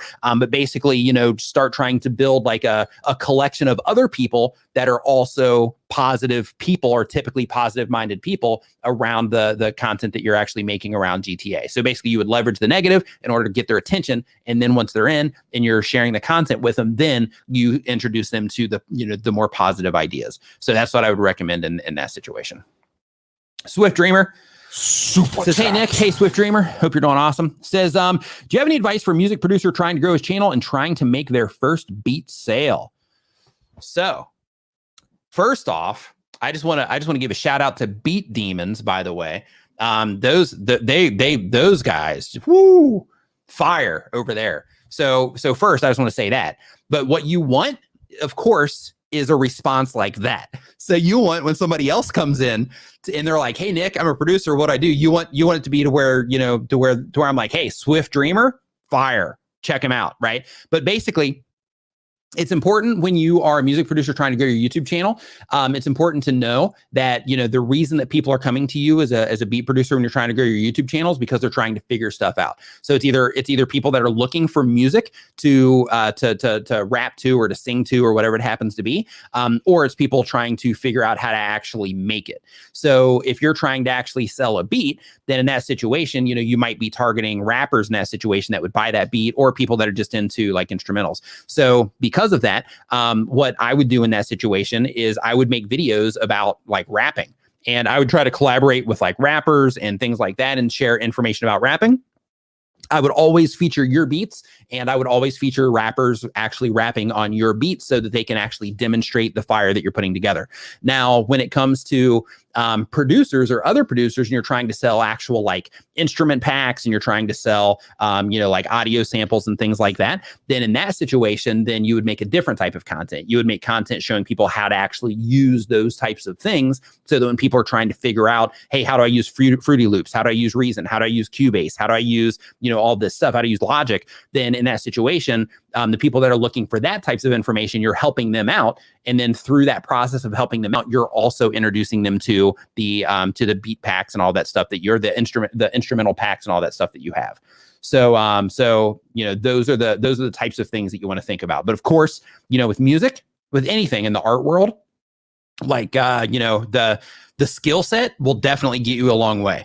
And it might take a while for you to come on the radar, so to speak. But once you do come on the radar, the people that dig what you're doing will dig what you're doing. So for example, Kyle Beats, I'm not sure if you're familiar with him or not. But basically, like, I dabble in, like, you know, in some electronic, you know, music and stuff like that. And like, I watch him from time to time. And I just like how he communicates. I like the music that he makes. You know, I've got like you know, like how he does his stuff. It resonates with me. So because of that, you know, when I see a video of his and topically it's the right thing that I'm interested in, I'm like, yeah, I'm definitely going to watch this because I like how he puts everything together. So I also get value when I watch the content as well. So in addition to, you know, learning some stuff, I also will, you know, like when he's like, yeah, you know, we made this beat and like, you know, or we made this song, we made this banger and like, you know, in like a night or something like that. And I'll listen to it just because I want to hear what it is, because I know the type of stuff that he makes. So he's already established himself as somebody that is good at it. So that won me, right? And then now when he publishes those other types of videos, and I'm like, oh, okay, yeah, I'm definitely going to click on that one because I know he does good stuff. So therefore, I'm interested to hear how this particular song they're working on turned out. So hopefully that made sense. Let's see here. Paul Peck Drywall Superchat says, Merry Christmas, Neil, Nick, Vigar, Doug, and everyone. Merry Christmas to you, Paul, as well. Hope that you have a very happy holiday, a big Merry Christmas over there, a happy drywall holiday. Thanks for that, man. E-Class and Bites says 300 subs now. Superchat. Thanks for all the tips. Ready for 2021. Love it, love it, love it. So let's see, we had some more come in here that I need to catch up on really quick. And we've got, let's see here. We got the Introverted Amateur.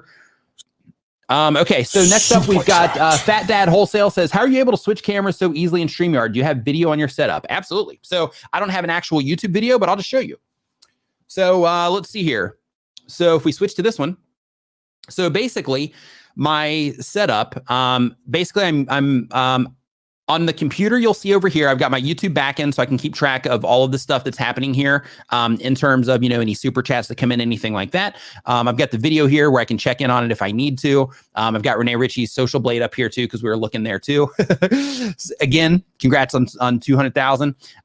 And then here, you know, of course, I've got StreamYard over here as well. And then I've got, you know, the YouTube chat as well as StreamYard chat. So hopefully when things are happening here, you know, it might grab my attention or something like that. And the actual system itself, and you can see it's glitching a little bit right now also.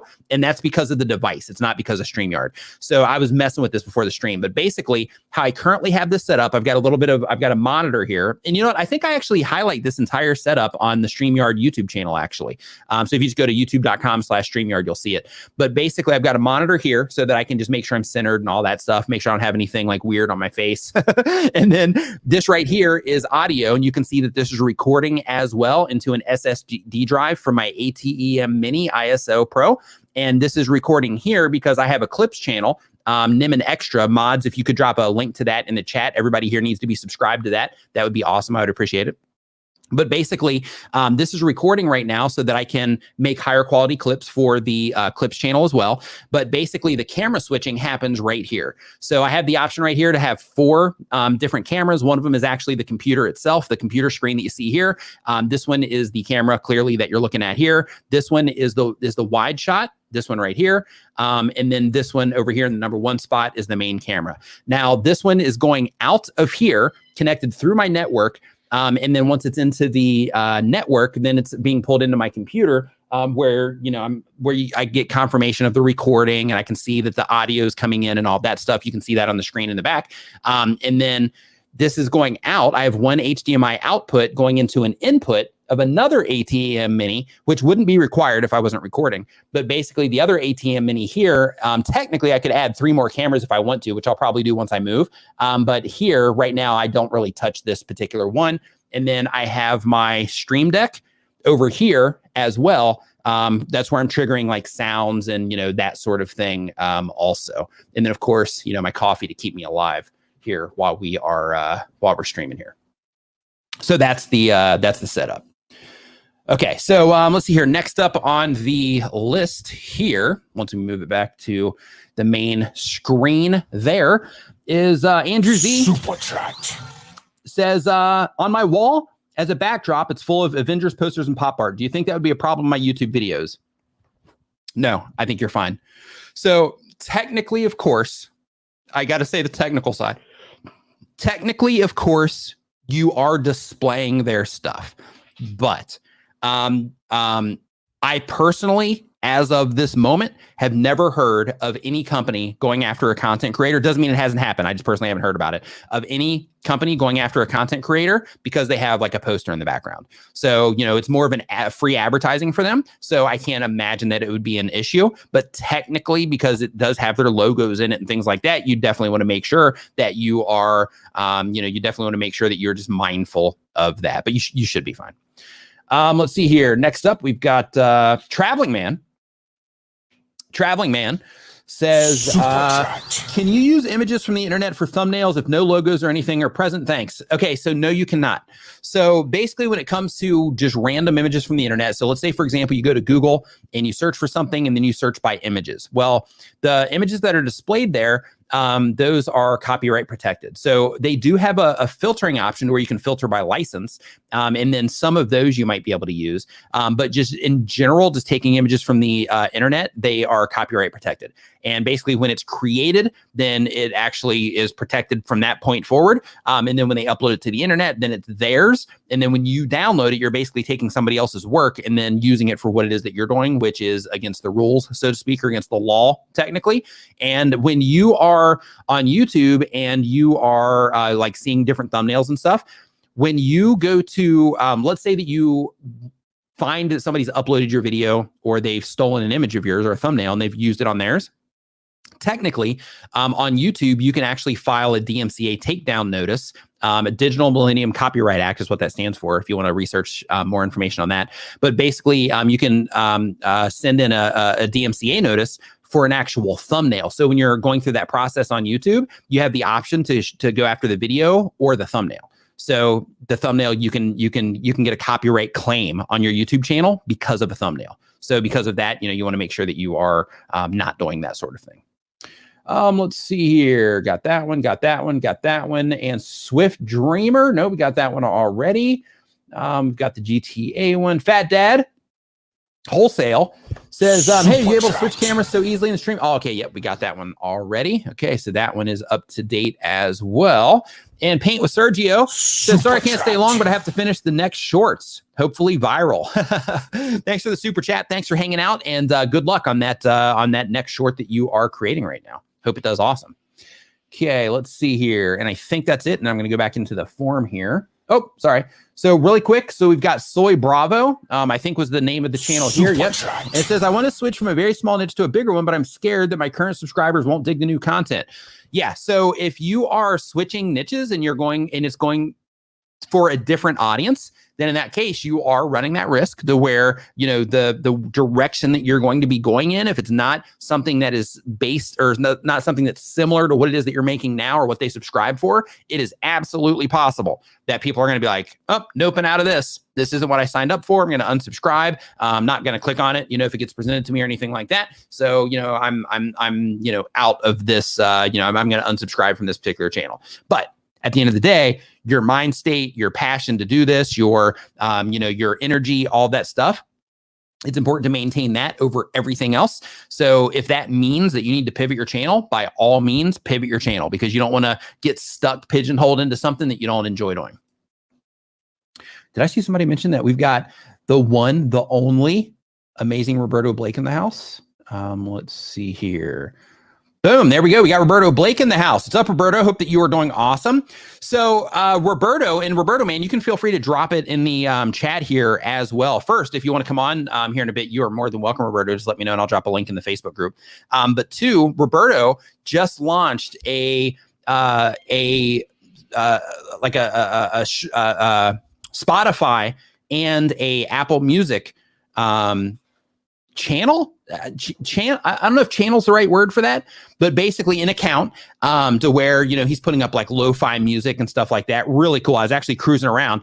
I actually took Roberto. I'll actually show you this. I was going to send it to you, but I was like, he, you know, probably doesn't, but I was going to send this to you where I was actually like driving around listening to your Cloudmaster tune there today. So so I was like, you know, I was like, I'm going to send that to him, but I was like, that's all right. He probably doesn't care. But anyway, yeah, he launched that. So if he wants to drop a link in here, he can, or you can just find that if you go to his channel. I'm sure he's going to talk about it over there as well. But Roberto Blake, Amon the Ninja says, who's Roberto Blake? Roberto Blake, he basically teaches creative entrepreneurs how to thrive and how to make money on through their creativity. So that is like YouTube, that's through design, that's through making videos, that's through like all the stuff that creatives do. He basically is the person that is empowering creative people to turn their creative efforts into an actual income source. So you definitely want to check out Roberto Blake if you're not familiar with him. Okay, so next up on our list here, and let me see. I'm going to open up Facebook really quick just in case he jumps in there, so I can make sure that I've got him. I've got a link ready to go for him in here just in case.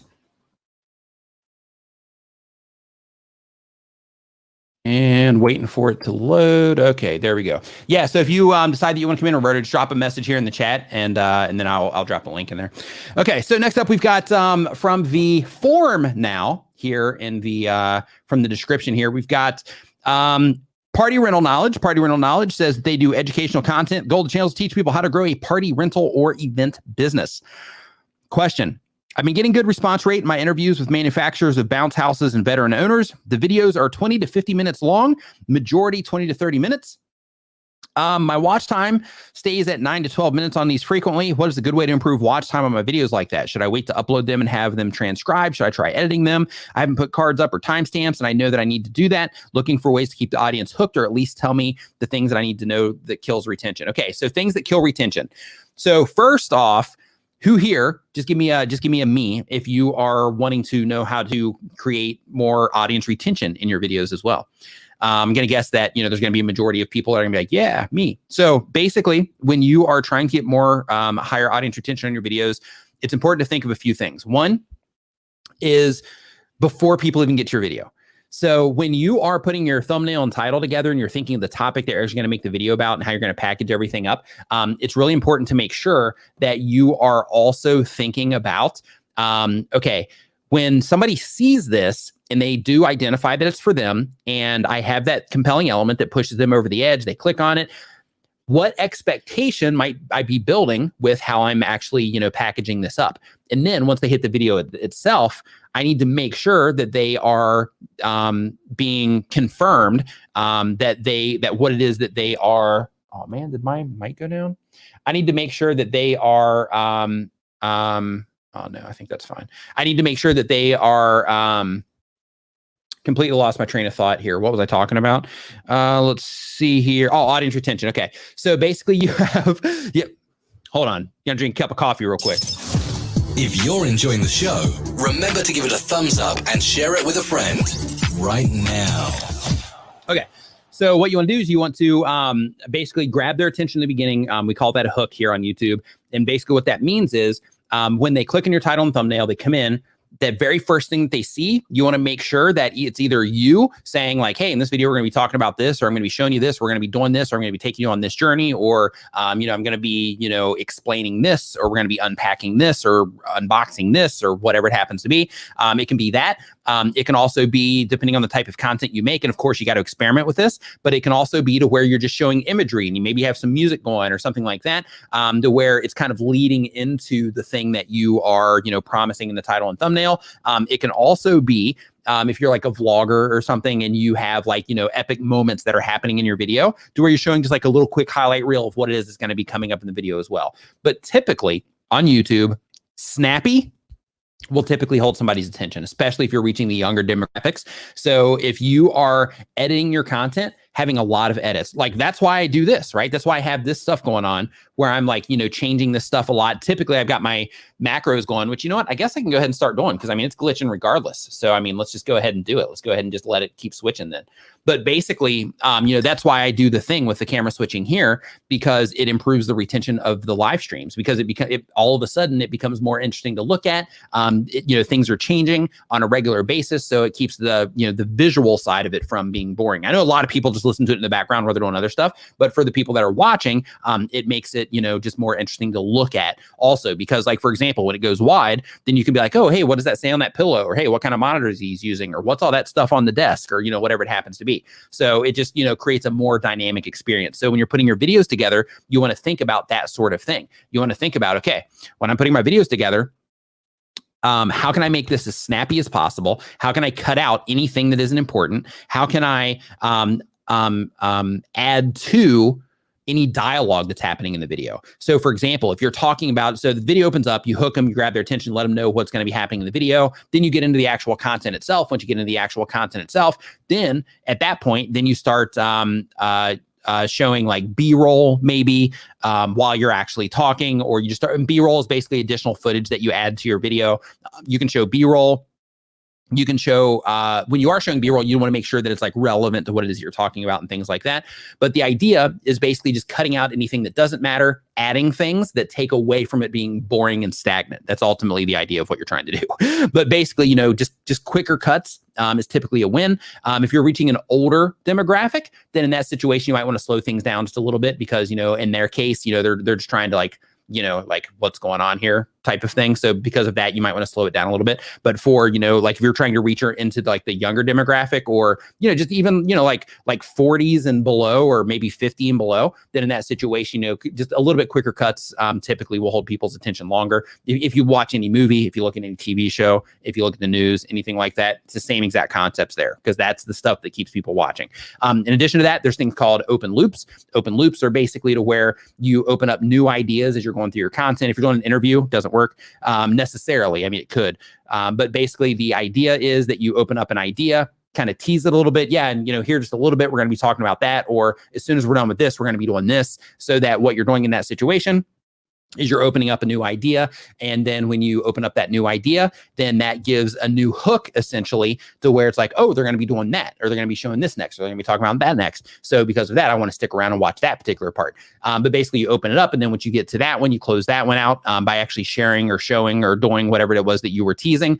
And then you basically repeat that process over and over again until the video is complete, or until it's almost complete. And when it comes to the end of your video, of course, you want to make sure, which you're not getting that far yet, but when you get to the end of your video, you want to make sure that you're not giving any clear indication that your video is finished verbally, because, and you can see this in your stats, if you're doing this right now, you can go open up your YouTube stats right now and you can look at it. If you're somebody that at the end of your videos, you say things like, and that's how you put this quilt together, that's how you use this particular pattern in your blah, blah, blah. Or, that's how you put drywall, on your ceiling, or, and that's my thoughts on this, on the new, iPhone, or whatever it happens to be. As soon as you verbally close out the video, even though it's not intentional, people that are watching the video understand, they can comprehend that the video is finished, the information that or the thing that they came into the video for is done. And you'll see in your audience retention, as soon as you put an end phrase in there like that, then you'll see your audience retention start to go. So because of that, before you use any language like that, you also want to make sure that you have something on the screen, one of the in-screen elements where, you know, you have other videos or playlists that people can click into. You want to make sure that you have that on the screen before you actually end your video itself, so that they have the option to click into one of those videos and watch something else instead of losing them completely. So hopefully that helps. My creative workshop says on-camera persona or off-camera voiceover. Your opinion. On-camera persona, in my opinion. Of course, voiceovers work as well if you have a great voice. So for example, I watch a channel called Trego, and on his channel, you know, he's all voiceover, and it's just it's fantastic. Love listening to his voice, but he also is extremely clever. He knows how to put content together in a way that's entertaining and engaging. But it's Trago if you want to check out the channel. But, you know, excellent in that situation for voiceover content. Now, in terms of on-camera persona, why that is a win is because it's humans, right? Humans connect with other humans. So unless you're an animal lover, of course, then of course, you know, an animal might be that thing that you connect to. But basically, like when it comes to the personality, that's one of the beautiful things about YouTube is you have that, you know, that connection between humans on the platform. So you have the person that's actually making the content, and you have the people that are watching the content, and people, you know, they just like if you meet somebody in real life, you know, it's like when you're watching somebody on YouTube, you know, there's some people, and we've all seen the channels to where there's some people to where you're watching, you're like, yeah, this person seems like a really cool person. And then there's the other people you're watching, you're like, this person seems like a little bit odd or a little bit off, or this person, I just don't vibe well with this person for whatever reason. And in that situation, you know, you might not, you know, resonate with that particular person. But the idea with this is when you are on camera yourself, is you give yourself the opportunity to connect as a human with other humans. Because, you know, as people watch more and more of your content, they're going to get to know more nuances of your personality, the things that you care about, the things that you don't care about, and all that stuff that you can't necessarily express as much through just one voiceover content. Superchat. Rejack. Dig that channel name. I started a month ago. I have a little over 20 videos made and only 18 subscribers. I've been trying to focus on the content mainly since I'm new, but it's time to start focusing on the analytics a little more. Yeah, so basically what you want to do if you're just starting your YouTube channel, and definitely watch the replay of this because I talked about this earlier as well. But when you are starting your YouTube channel, you want to make sure that you have a clear understanding of who it is that you're after, in terms of who it is that you're wanting to watch the content, the audience that you're trying to reach, the people, the interests of the people that you're trying to make content for, right? So that you can use that in the imagery that you're using and the titles that you're making and all that for the packaging of your content. Of course, the topics you come up with that you make videos about too. In addition to that, you also want to make sure that you're paying really close attention to your stats here, like what you're saying with your analytics. You want to make sure that you're paying really close attention to how the people are responding. Now, if you have 18 subscribers, you got 20 videos, and you don't have a lot of views yet, then in that situation, you're not going to have a lot of data to work with, but it's still good practice to go in and start paying attention to that data so that as things do start getting better, you can start noticing things. Like, for example, I was talking a second ago about the audience retention and grabbing people's attention. If you notice, hey, I'm only getting 50 views on this video, but out of those 50 views, everybody's leaving right in the first like 10 seconds of this video, then that tells you, okay, even though I don't have a lot of data on this, it's still crystal clear that I need to work on the very beginning of my video, because people, as soon as they come in, they're out of there. So that makes it crystal clear, even if I don't have a lot of data yet, that as people are coming in, they're not responding. That's why I'm not getting a lot of views on these videos. So absolutely go in and start learning your analytics. Super important. But also just make sure that, you know, as you're learning your analytics, that you're also being very mindful about the titles that you're writing, the thumbnails that you're making. Like, a lot of content creators will just put stuff together and they'll just kind of throw everything together and they'll put it up there and they'll complain that, hey, this isn't working out. And it's because they're not putting much effort into what it is that they're doing. So just make sure that you're being mindful about what it is that you're doing. You don't have to spend tons of time. You just have to be mindful about what it is that you're doing, making sure that you're making the right choices in terms of, you know, how you're writing your titles to resonate with the people that you're trying to reach, the imagery that you're using, and so on, and how you're actually putting your videos together.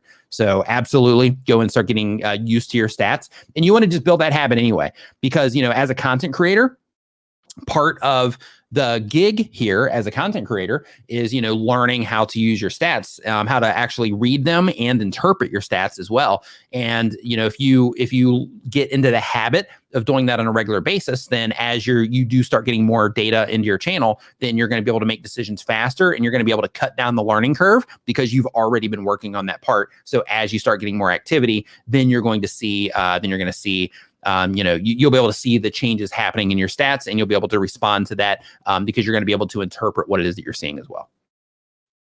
My E-Class and Byte says, what percentage of average view duration is considered good? So here's the thing. Dayo, hey, what's up, man? Hope you're doing great. So when it comes to the average view duration, I have a video on my channel where I actually got data from TubeBuddy talking about the average view duration. And right off the top of my head, I can't remember the numbers. But basically, the idea is that some videos can perform well, even if the audience retention isn't that great. Which is, kind of goes against the idea of like, hey, you want to get people watching to the end. But the funny thing is those videos that do perform well, even though the retention isn't that great, if you could get people to watch to the end and you did have a higher complete rate, then those videos would do exceptionally better. So because of that, the idea is that you want to, like, YouTube specifically says in the YouTube Creator Academy, which everybody here should go through. It's free. I've got a link to it in the description. YouTube puts it together. So you get all the information from the horse's mouth, so to speak. But basically, one of the things that they say is that ultimately you want to try to get to as close to 100% completion as possible. However, that's a very difficult thing to attain, and most people, hardly anybody, if anybody, actually attains 100% 100% of the time. So because of that, you want to just look at what it is that you're doing and keep trying to improve. So if you can get 50% on a 10-minute video, then in a lot of cases that's going to be heading in a great direction. Especially if you're getting a lot of views and you're able to maintain that, then that's going to be heading in a great direction. If you can go higher, then it's even better, because basically what YouTube is trying to do is they're trying to get as much watch time per impression as possible. And if that means that people are clicking on your thumbnail at a high rate and then they're watching your video for 20 minutes because you have long videos, then in that situation, that's going to be a huge win for you compared to, making like a 1-minute video as an example. However, with that, I also have to put in the disclaimer that there's also videos on YouTube that have 1-minute videos, or channels on YouTube that have 1-minute videos, and they crush. They get, hundreds of thousands or millions of views with the videos that they publish, because people watch one video and then another video and then another video and then another video and then another video, because the content is awesome. It's an awesome 1 minute. So because of that, that's why it's so important to remember that YouTube is all about the viewer experience and about how satisfied people are with the content that they're watching, regardless of the length of the content. So the big idea is that you want to keep people watching for as long as possible.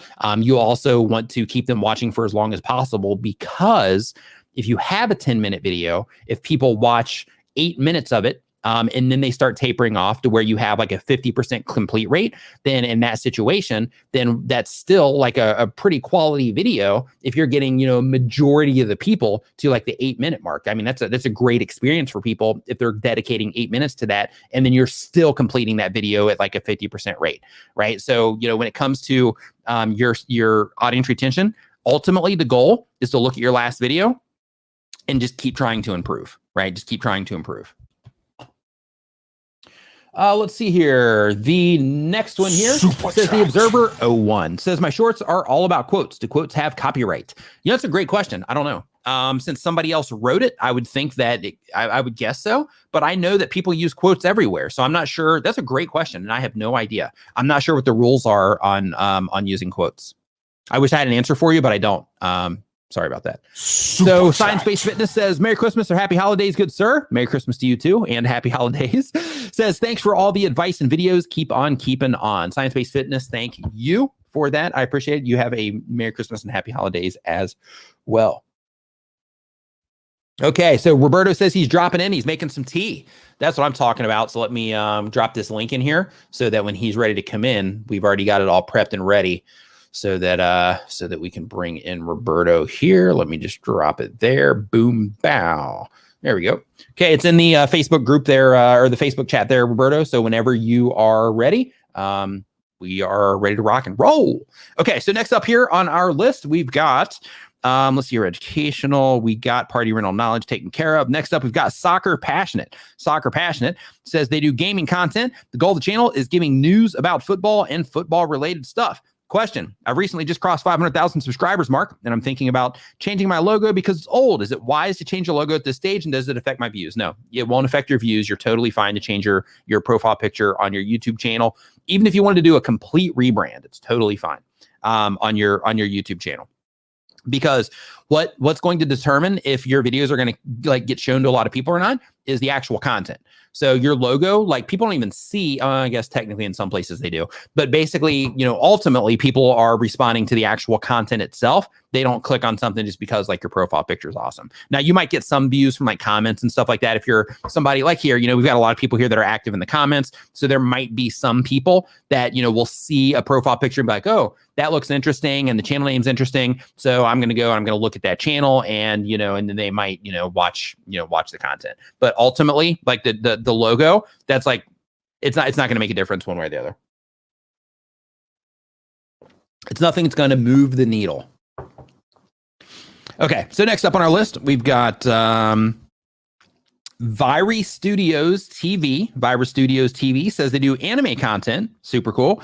Goal of the channel is to build a community and make money. Question. Hey, Nick, I've been sick for 6 going on 7 months now. Sorry to hear that. Says, found it really hard to continue YouTube, much of anything else. I've been working with my doctor closely. He assured me that in the next 90 days or less, I'll be better. I've taken a step back from YouTube, which I hate to do, but I have to recover. Yeah, take care of your health first. What are some of your tips when I get better and come back to making videos? Just come back, hop back on the train in terms of just making quality content for the audience that you're trying to reach. If you do that, then you will get back on track. So just stay consistent. Keep putting out the content that typically performs well in your channel, and just stay consistent. Just keep going after it, and you'll be fine. Anakin Ketchum says they do anime content as well and a sci-fi channel. The goal of the channel is to introduce someone to a show or movie they've never seen. And the question is, hello, Nick, I love your channel. Thank you. Says, my question is, do you recommend collaborations? If so, what type of collaborations? I do recommend that people collaborate. So if you have any friends in the YouTube space around the type of content that you make, because it's what you want to think about when you're collaborating is that you want to collaborate with other people who also make content similar to what it is that you make, so that the audience that's watching their content is also a good fit for yours, and the people that are watching your content are a good fit for them as well. That's where the most successful collaborations happen, or if it's a crossover collaboration. So for example, I've done a collaboration with Mike Russell, who makes audio-based content. It's great, because in that situation, it's for YouTube content creators. So it's still a fantastic fit. I have somebody that's coming on the channel, Chris. He is a vlogger, and in the past 8 months, he's grown his YouTube channel making videos on his phone. I just want to make sure that I bring that to your attention. So he makes videos on his phone here in Thailand, and he runs around just making content on his phone, and he's grown his channel to over 50,000 subscribers in the last 8 months. But we're going to be doing a video as well. And in that situation, there's not going to be a lot of crossover. However, we're just going to do that because he just wants to, share, his process with people and, let you guys know, how he went through that process and what he was doing and all that. But basically, in that situation, not a great audience crossover, but the value that he is going to be bringing to you guys is something that, is definitely awesome. So that's why, we're doing that collaboration. So when you are collaborating, it's best if there's a crossover, so then both people can benefit. But if not in that situation, then you want to make sure that what's going on your channel definitely adds value to the people that are watching your content. Toby says, does starting a channel with high quality video help me? I'm a videographer and I know my way around editing and lighting. Absolutely. So basically, of course, if you know your way around video and lighting, then in that situation, you probably know your way around the editing room as well. And because of that, you're off to a great head start. So, Roberto Blake, who's going to be coming on here in just a little bit, he and I both, we have the advantage when we came on the platform of both of us having like a graphic design background. And with that, when you have a graphic design background, you can also see things in a different way in terms of, like thumbnails and in terms of the video content you're putting together and all that. You just have that ability because of, the way that you see things based on the training that you've had. So because of that, we came in with an advantage. In your situation, you have that video experience, you have the photo experience, you probably know your way or how to edit and all that already when you're coming onto the platform. And that's a huge advantage. So right there, you're light years ahead of people that are coming on that don't know anything about cameras, that don't know anything anything about audio, that don't know anything about editing, light years ahead of them. So absolutely, you are a step ahead there. But quality, in terms of the optics, quality by itself isn't enough. The content and what it is, the experience that you're giving people still has to be awesome for people to respond. All right. Next up on the list, we've got, let's see here. Marcus Sapala. What's up, dude? Says, let's see here. Communication tips from a comedian. The goal of the channel to get booked and affiliate income. And says, hey, Nick. Hey, says, is there any downside to asking for donations? I'd prefer to monetize by getting booked for workshops via brand deals and via affiliate links where the buyer gets a clear value. I haven't yet asked for donations. I'm considering it, but it feels a bit cheap and not like a high-end product. I'd appreciate your perspective. So I understand what you mean from that. So a good way to ask for donations is to basically frame everything around it helping you to make the content that you're making. Because when you frame everything around helping you make the content that you're making, then in that situation, it's clear why it is that they're donating to the channel. It's not like, hey, I'm trying to, eat at a fancy restaurant, so, help me with that. It's like, hey, your donations, I'm going to be reinvesting them into the channel, and that's going to help me continue to be able to, make this content for you. Then in that situation, what you're doing is you're just asking for help in terms of, just helping you be able to make the content that you're making for the audience that's really into what it is that you're doing. So in that situation, absolutely, asking for that sort of thing is totally fine. But other things you can do if you don't want to just go with like, hey, send me something in PayPal or buy me a coffee. If you don't want to go that route, you can also set up a Patreon account to where you actually give something in exchange. If you have over 1,000 subscribers, you can just do it right here on YouTube. But basically, what it is with Patreon, and I think you might be able to do this with Buy Me a Coffee now too. But basically, with Patreon, the thing there is you can have people go from your YouTube channel to your Patreon account. They can donate through your Patreon account, and it's a monthly recurring thing, so it can stack up over time. And then you can actually offer them something in exchange for that donation. So let's say in your particular situation, that thing that they would get would be extra content from you in your Patreon group. So it could be extra content from you. It could be like a signed thing that you would mail them. It could be all types of things like that. But basically, you're not just asking for something, you are making an exchange, right? So then that kind of takes that whole, hey, help me out, donate to me thing. It takes that whole thing down a notch, because what you're doing there is you're actually just making an exchange, and it's not just a one-way transaction in that situation. Okay, next up on our list, we've got... If you're enjoying the show, remember to give it a thumbs up and share it with a friend right now. All right. So really quick, also, I want to let you guys know, and I mentioned this last week as well, and I'm just going to go ahead and just drop it here. So at the beginning of the year, I'm starting a video editing service. It's going to be a premium service, so just be aware of that. But basically, with the video editing service, what we're going to be doing is we are going to be offering video editing for YouTube content creators, marketers, and people that are trying to just get better responses out of the videos that they're making.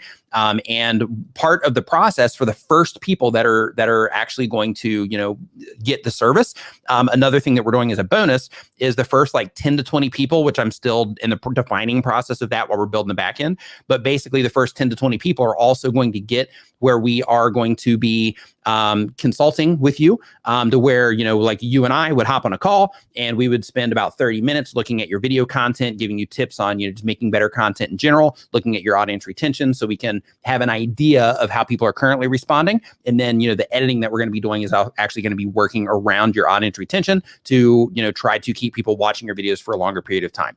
So because of that, I'm dropping a link right here to the place, to the website that we built. And right now the website itself, it's just showing, like an opt-in, so that you can be notified when we actually launch. So when we first launch, we're only going to take on like 10 to 20 people on the initial push. And that is so that we can, just kind of streamline everything. And so that we can make sure on the consulting side that there's enough time to give everybody attention and all that stuff to make sure that we can, fully, do everything that we're intending to do. So the first, 10 to 20 people, are going to be pulled from this list. So if you're interested in that, hit that link, vidcharge.com, go put in your email address. And if you are interested in that, then as soon as we are ready to start taking clients there, then I will reach out and let you know via email. Tarantula Collective says, is there a service that you suggest that looks deep at my channel and gives specific advice on how to optimize my titles and thumbnails for better results? Absolutely. So when it comes to consulting, for everybody here, like if you're looking for like consulting for your YouTube channel, Roberto Blake, who's going to be hopping in here soon, he offers that in a group setting and he does it in a private setting in terms of one-on-one.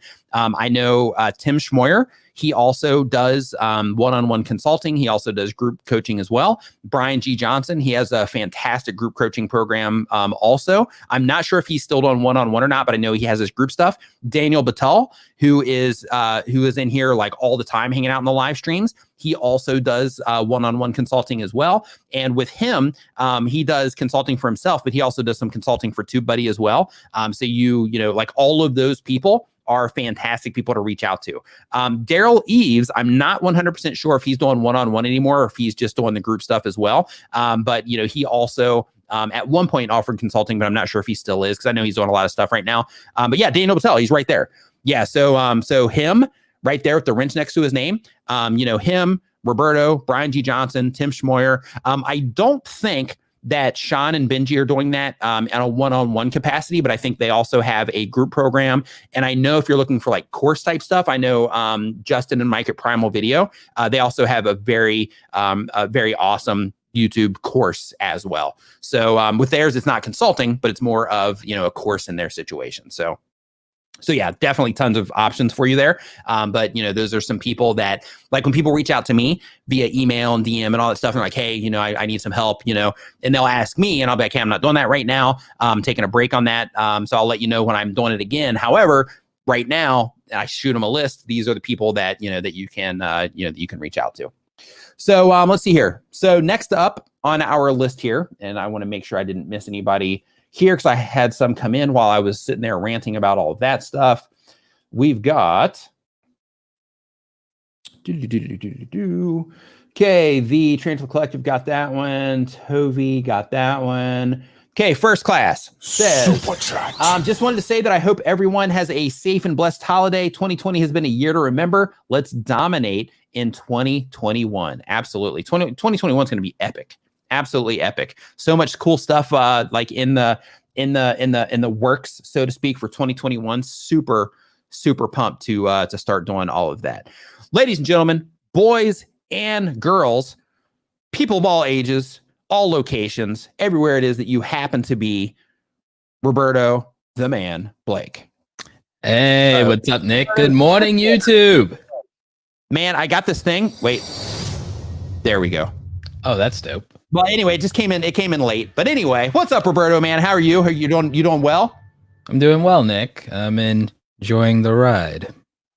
Good. Oh, look at you. Look at you. Got the cup supporting the statement. Absolutely love it. So really quick, Tube Spanner in the house says thanks for all the Niminati magic and golden wisdom. Thank you, Danielle. What's up? So Tube Spanner, for those of you that don't know, I'm actually partnering with Danielle on this, and it's already an awesome tool for like the workflow of YouTube, and we're basically just going to fine tune it to make it even more awesomer as well. So keep an eye out for that. You're going to be hearing tons about Tube Spanner in the future, but I got a link to that down in the description, or you can just Google for Tube Spanner, either one. And then we've got Insane McLean says, is that vlogger on today? I missed the schedule for that. Keep killing it, man. You're awesome and motivating. Thank you, Insane McLean. And for the vlogger, it's actually going to be a video. It's not going to be a live stream. For him, we're actually doing a video for that. All right, Roberto, man. Yeah. So your streaming thing. So what's up? Oh, so yeah, I have, I think we talked about this. I'm expanding in 2021 into a lot of different things. I'm also going to start talking about more passive income stuff on my channel. And one of the things I want to talk about is I have some clients who are musicians that are crushing it on YouTube right now. We found a few interesting things that they could capitalize on. And it's been working out really well. I think you've seen like us going back and forth about it in Twitter and like showing off some of the stats and some of the things that have been happening with them. And I was like, you know what? I want in on this. I used to do beats when I was a kid in college and stuff like that. I haven't revisited that. What I did though is I hired one of my clients and like I became one of their clients, and they've become a ghost producer for me. and Nice. we're making some custom music tracks for me. I'm planning a create and chill album to like even put on my main channel in terms of like an hour long kind of loop where people, while they're like doing their ideas or whatever, they can just listen to this like lo-fi music and just like enjoy it. Also, I wanted in on more ecosystems. I don't want to be leveraged by YouTube. I want in Amazon, Apple, Spotify, all of it. I want the in perpetuity royalty income from streams. And so I wanted to also make something really dope in terms of when I talk about the fact that I listen to music and I listen to podcasts. I want to make those things for my audience. So like I wanted some stuff that like my audience, when they want to get pumped, when they want to get inspired, that they could just listen to in terms of music that I know is good, that I know is high quality, that I know gives the same vibe that I use when I want to create. And so I'm like, well, what do I do when I'm like sitting there shooting B-roll? I'm listening to, you know, this stuff in my headphones. What do I do when I go for a rock or run? It's like I'm listening to this like really good instrumental, like Daft Punk level stuff. So I'm like, I want that.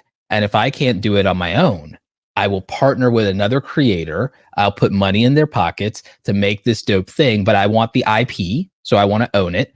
I'll have the streaming rights, and I also get to now launch a new YouTube channel again, like under my music label, and put this stuff out. And eventually I'm going to put out royalty-free music that anybody can stream in the back end of their live streams or their videos or whatever, Nice. similar to what Harris Heller. So eventually we'll move into that. But right now we're just working on some custom stuff for me. Nice. Yeah. Super excited. When I saw you post that on Facebook, 'cause I know you had mentioned that, you know, like off cam, you know, we had talked about that, you know, in the past. So when I saw you post that on Facebook, I'm like, yes, sweet. Like first one in the hole. So yeah, man, super excited to see that. That's why I was like, I saw it on my phone first, and I was at Starbucks, and I was like, you know what? I'm gonna wait and experience this when I'm in like a better environment. So like as soon as I got in the car, I was like, all right, now I'm in. If here, you had like, filmed that reaction, I would have been like, yes. I would have been like, yeah. Yeah, I got in the car and I was like, yeah, you know, I'm in a good environment. So I was just like vibing out. I actually listened to it probably like 3 or 4 times. Like one thing that I do with instrumentals, and it's just like a thing just from my past that happens by default, is like when I hear a good instrumental, which that, by the way, is an excellent instrumental. When I hear it, I like the first thing that I do is like my brain will start coming up with like little, you know, like little phrases and things like that, like as I'm going through it, to where, you know, I just kind of like ride the beat a little bit, like in my brain as I'm like listening to it. So because of that, that's what causes me to listen to it like multiple times. I'm like, oh yeah, I could totally like go to this. So then that causes me to listen to it a few times. So yeah, excellent, man. I was super pumped when I saw that, show up. The review channel says that, Nick, your video keeps flickering. Absolutely it does. So basically before the stream, I was messing around with my ATM Mini here, and I didn't reset everything after I messed around with it, and because of that, it's kind of glitching out right now. So you can see on Roberto's side, like he's looking fantastic, but on my side, I'm definitely a little bit like, you know, a little bit weird. And it doesn't matter what camera, which basically, and you can see Roberto stays fine. So it's not StreamYard. It's not the camera, because it doesn't matter what camera I choose, I'm still glitching. So I'm blaming it on this. It's the fault of this. So yeah, that's what. That'll happen sometimes when you change things in your setup. I experienced that like with the podcast. Someone was asking how many channels I have. I think I have like 4, because I have the podcast channel. I have the clips channel, which now inspired by you, I decided to name it More Roberto Blake. And then we have Real Talk with Roberto Blake, which this coming year will be weekly videos on personal development and personal finance. Nice. Because I'm super like pumped about that. Remember, I was doing that in real life, but then COVID happened. Like it was literally me talking with people about either personal finance or personal development, other people that we know when we go to events, but COVID put the kibosh on the events. So I ended up putting the channel on hiatus, which really annoyed me. It had so much momentum, but it'll come back, because personal finance and personal development is forever. So I think doing solo videos, and then when we truly are safe again post-vaccine, I think that I'll go back to doing it in real life with people. Nice. Yeah, like with the name of the channel, I did extras. or extra because I'm thinking of, I'll be honest with you, man, like I don't want to manage like a podcast channel, a clips channel, my main channel. Like I don't want to like have to manage all that. So I'm thinking like I went with extra so that I'm probably just going to end up throwing my podcasts on there too. So it's basically just going to be extra stuff. So it's like, I think you should just I think you should still just have those things for, excuse me, traffic and branding purposes. And like, instead of you managing it, dude, I think you should just at this point hire and train up a channel manager to handle the uploads, because you can do all the pre-optimization, or you can even train someone to do that. No problem. It's just it's like with the uploads, basically that part. I literally just take them from the Google Drive, and then I literally just pass them directly onto there. So they just all come down in batch from Google Drive, unzip, and then they all upload in batch to YouTube. So what's the management side? Optimizing everything and just keeping up on the channel, and going in and analyzing everything and all of that. I just don't want to do it on a bunch of stuff. So because of that, I think I'm going to put the podcast over there as well. We'll see. Once we. I would just I think, dude. By the way, I can't wait to be one of the first customers of. You're calling it VidCharge. That's right. Yeah. I can't wait to be. I told you I wanted to be customer number one. I really do. Cannot wait. All right. Likewise. Yeah, I'm pumped about it, man. Like, it's gonna be cool because one is the like working with people to make their videos better is gonna be super exciting because there's the service side in terms of like hey, yeah, sure, we can cut your videos up, but then there's the side of like we're not trying to just cut your videos up, like we're trying to actually make your videos better and make them so that people respond to them better. So that's the part that I'm excited about. And behind that too, we're going to be able to get data across different types, things like that. So all the way around, it's just going to be a huge win. Yeah, no, I think this is amazing for you. And in general, dude, like, and even with the other channel stuff and everything like that, I'm just in favor of you just hiring more people and like being able to focus on making the content and also building new things. I think if you just like hire and train staff, I mean, it's a lesson I'm going with myself. I'm talking with my assistant coach, Andy Rivera, and we're expanding her role in my organization now, because you see I'm doing all these new ventures. Like, how am I going to keep doing all these new ventures if I also keep doing everything for my YouTube channels and my businesses? So like something, I'm like, okay, I need help editing. I'm going to use like VidCharge for things. I'm also going to use Paul part-time for some things. I'm even hiring Paul and Andy to help with graphics for the YouTube starter kit for our like kind of final graphics expansion, because then I can focus on other parts of making that a really dope product. And then I can focus on finishing my courses. And like, I also, now that I have, the my creator template store, inspired by D, they're going to make graphics for that. I'm like, because if I sit here and I try to do everything, nothing will get done. And I think like that's impossible for like smaller creators, smaller channels in a lot of cases. So guys, take that with a grain of salt. But just remember that not get used to doing everything yourself. It's a trap me and Nick fell into in terms of doing everything ourselves way too long. Super chat. Tier Talk says, let's have fun. Roberto, tell us, let's see here, what Nick's channel offers that yours don't. And Nick, do tell us what Roberto's channel offers that you don't. Okay. So first, 2 personalities. Second, 2 different audiences. So even though there is a lot of crossover, like my channel is focused on like all the stuff related to YouTube specifically. And when it comes to money, like I have videos about different ways to make money, but I don't go like really in depth about, like monetization on YouTube. Roberto, on the other hand, and this is from my perspective, he can, he'll share his too. But Roberto, on the other hand, like his channel is about helping content creators grow. And it doesn't matter, like with his stuff, it doesn't matter if you're a musician, if you're selling your paintings online, if you're doing merch, if you're making videos, if you're a photographer, like there's content that Roberto's made that's going to help you learn how to make money with that. And it's going to help you learn how to get more exposure with that as well. So like what it is that he offers specifically is just different than what it is that I offer. So he's going after more creative entrepreneurs, to where I'm just helping people grow their YouTube channels and helping people thrive on the platform and understand all the tools and resources that they need to do it. So Roberto? Yeah, well said, Nick. Nick's channel offers something that mine, like a couple of things that mine doesn't. Nick's channel offers continuity, consistency, and conciseness in a way that I can't, because Nick specializes.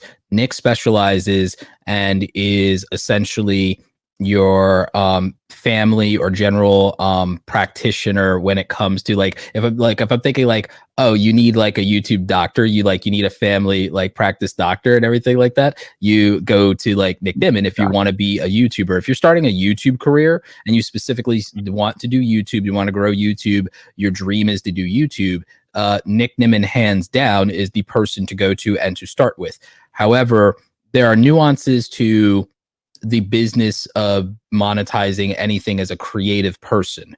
Nick and I both came from the world of graphic design. So I talk a lot about branding, and that is branding and marketing is very nuanced. And you'll find that there's a point where you'll need to do more than YouTube. And also you never want to be beholden to YouTube, which is a big problem right now in the creator community. Creators are emotionally and financially over committed to YouTube. It's like when we talk about in business, they're not diversified in their portfolio, so they're leveraged. They don't have enough different assets. And so if something happens or compromises YouTube, they're screwed. It's kind of like if all of your money was in stocks and you had no real estate, or you didn't diversify and have bonds or something like that. That might be a little heady for some of you, but those of you who are at least a little older or are becoming financially savvy, those of you watching Graham Stephan know what I'm talking about. So I very much am about monetization and diversification beyond YouTube, because I think it's dangerous to put all of your eggs in the YouTube basket. There's a benefit to focus. There's a benefit to doing one thing at a time, but there's also a benefit to using something as a springboard and a foundation and building off of it from there. YouTube has limited communication tools. So when YouTube doesn't let you reach your audience directly through a video, it's hard to stay in touch with them. So having a Twitter or having an Instagram is valuable. Also, sometimes brands don't get through with email or things like that, but being able to find you in Twitter and Instagram and DM with you directly is very powerful. There's also additional monetization opportunities by having an Instagram. I have a brand reaching out to me right now that wants to offer me more because I have a decent enough Instagram following in addition to YouTube to where I will get more money. I'm also getting some Instagram exclusive brand deals because I'm getting their attention with YouTube, but they have a campaign for Instagram. And so they're paying me thousands of dollars over there, even with just 20,000 followers, which by the way is still a lot. Like anything over 10,000 is a lot. Nick did a video where he shows you a lot. The stadium, of this is how many people that would be. So with me, I'm a very holistic channel. Whereas Nick is very much a specialist. And when you're building the foundations of YouTube and when you're focused on YouTube, that's very powerful and compelling. But when you want some more detailed information because you want to know whether it's worthwhile to expand into merch and print on demand, when you want to get into affiliate marketing, when you want to look at higher level brand deals, or when you want to take your YouTube audience and then build a business and sell something to them directly, or when you want to use YouTube because you now want to launch your career as a public speaker. I offer a lot there. But then even with your YouTube channel, Nick doesn't necessarily do tech related videos. I have a lot of tech related videos, and I also do tutorials on the Adobe software. Me and Nick are Adobe guys, Photoshop, Premiere Pro, Lightroom. So, doing those things and I'm doing more content like that in 2021, by the way. Hey, Roberto, real quick, I'm going to take you full screen because I'm going to reset my router here. Not my router, but my ATM. Your ATM? Okay, yeah, cool. And I'll answer some questions for the chat. So one of the things I also love about Nick is Nick has mastered cinematic live streaming. Nick has mastered cinematic live streaming. If you guys have been paying attention, he has one of the highest level live streams in YouTube and has actually made all of us step our level up there. And so with regard to that, I think that Nick offers a lot to anyone who's doing live streaming as well as YouTube, and gives you a very focused and realistic approach to YouTube. I have a very focused, realistic approach to YouTube as well, but I'm also very granular about data. I'm obsessed with data. So I do a lot of analytics deep dives. I show you guys the exact data from my own YouTube channel, from my own YouTube dashboard. And I still very, very much experiment with my main channel. So from, it's very different. It's very different. And I feel that I'm becoming much more the business side of creativity. I feel that I'm very much like my friend Chris Doe from the Future channel, if you guys are familiar with them.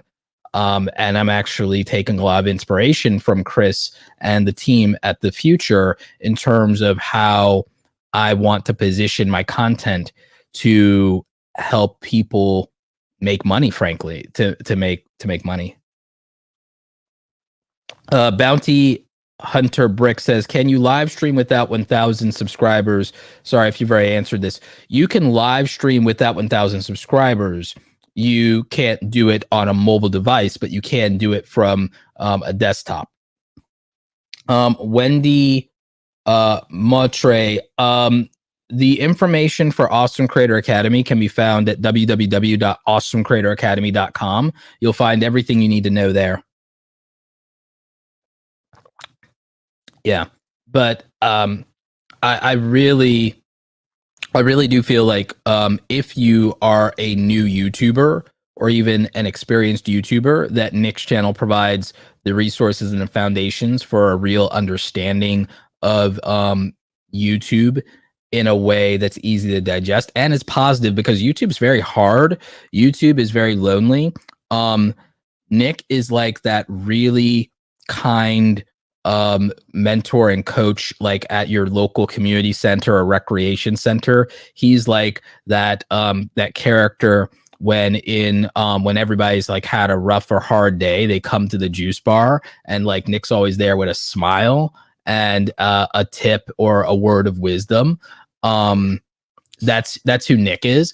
I am, but I'm also like, I'm mellowing in my old age. I'm like that hard as nails, like, you know, tough coach that, you know, that drill sergeant coach that you like, you hate at the beginning of the season, and then you're like crying and you're like, we did it. And like, you know, when you're, you know, got the championship trophy in your hand and like the team won and goes to the playoffs. Like I'm like that, but I'm trying to balance some of my, or rather temper some of my no nonsense, which I will not be lost. Like you'll still get the no nonsense approach from me, but I'm trying to balance and show and complement the my philosophy of stoicism, optimism, and patience. I'm an optimist. I'm a happy guy most of the time and everything like that, but I'm also realistic about just how soul-crushingly hard things are and that the world doesn't cut you breaks. And I'm always straightforward about that, because I have to give you that tough love, because I will not lie to you. I will not coddle you. I will not pretend that struggles and challenges and hardship aren't a reality that has to be faced with courage every day. I will not pretend that things are rosier than they actually are, but I will see the bright side in them. But I will also demand and insist that to make the most of that opportunity, to make the most of the bright side, that you're going to have to become stronger, that you're going to have to become harder, that you're going to have to become tougher, and that you're going to have to oftentimes deal in harsh truths, face the world with patience, and the things that you want in life will require much more courage than you currently have.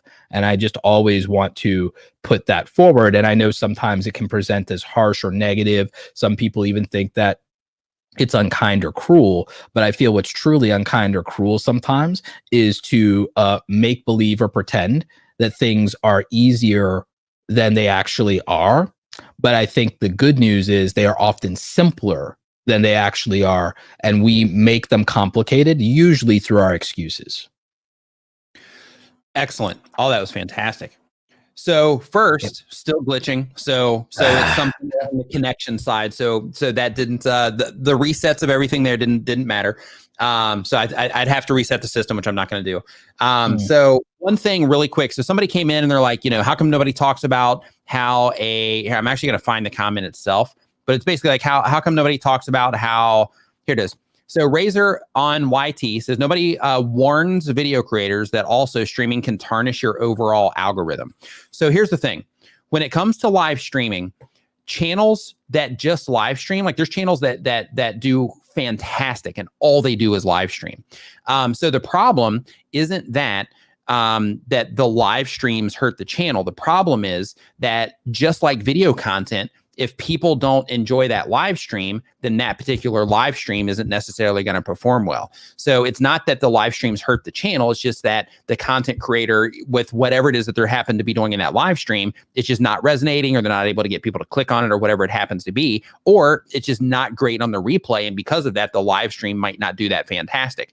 However, when you are publishing live streams that people do respond to, then in that situation, then everything, like nothing, like it doesn't matter, right? So just like the video content itself, your live streams also have to be good. It also has to be a good experience for people, and they have to get something out of it so that they want to keep watching the live stream. They want to participate. They want to hang out. They want to chat. They want to do all of that stuff. So it's not that live streaming hurts your channel, because if your live streams, if people respond to your live streams, let's do it this way. If people respond to your content on YouTube, it doesn't matter if it's your live stream, it doesn't matter if it's your story, it doesn't matter if it's your short, it doesn't matter if it's your video. If people respond to it, then that's meeting with YouTube what it is that they want.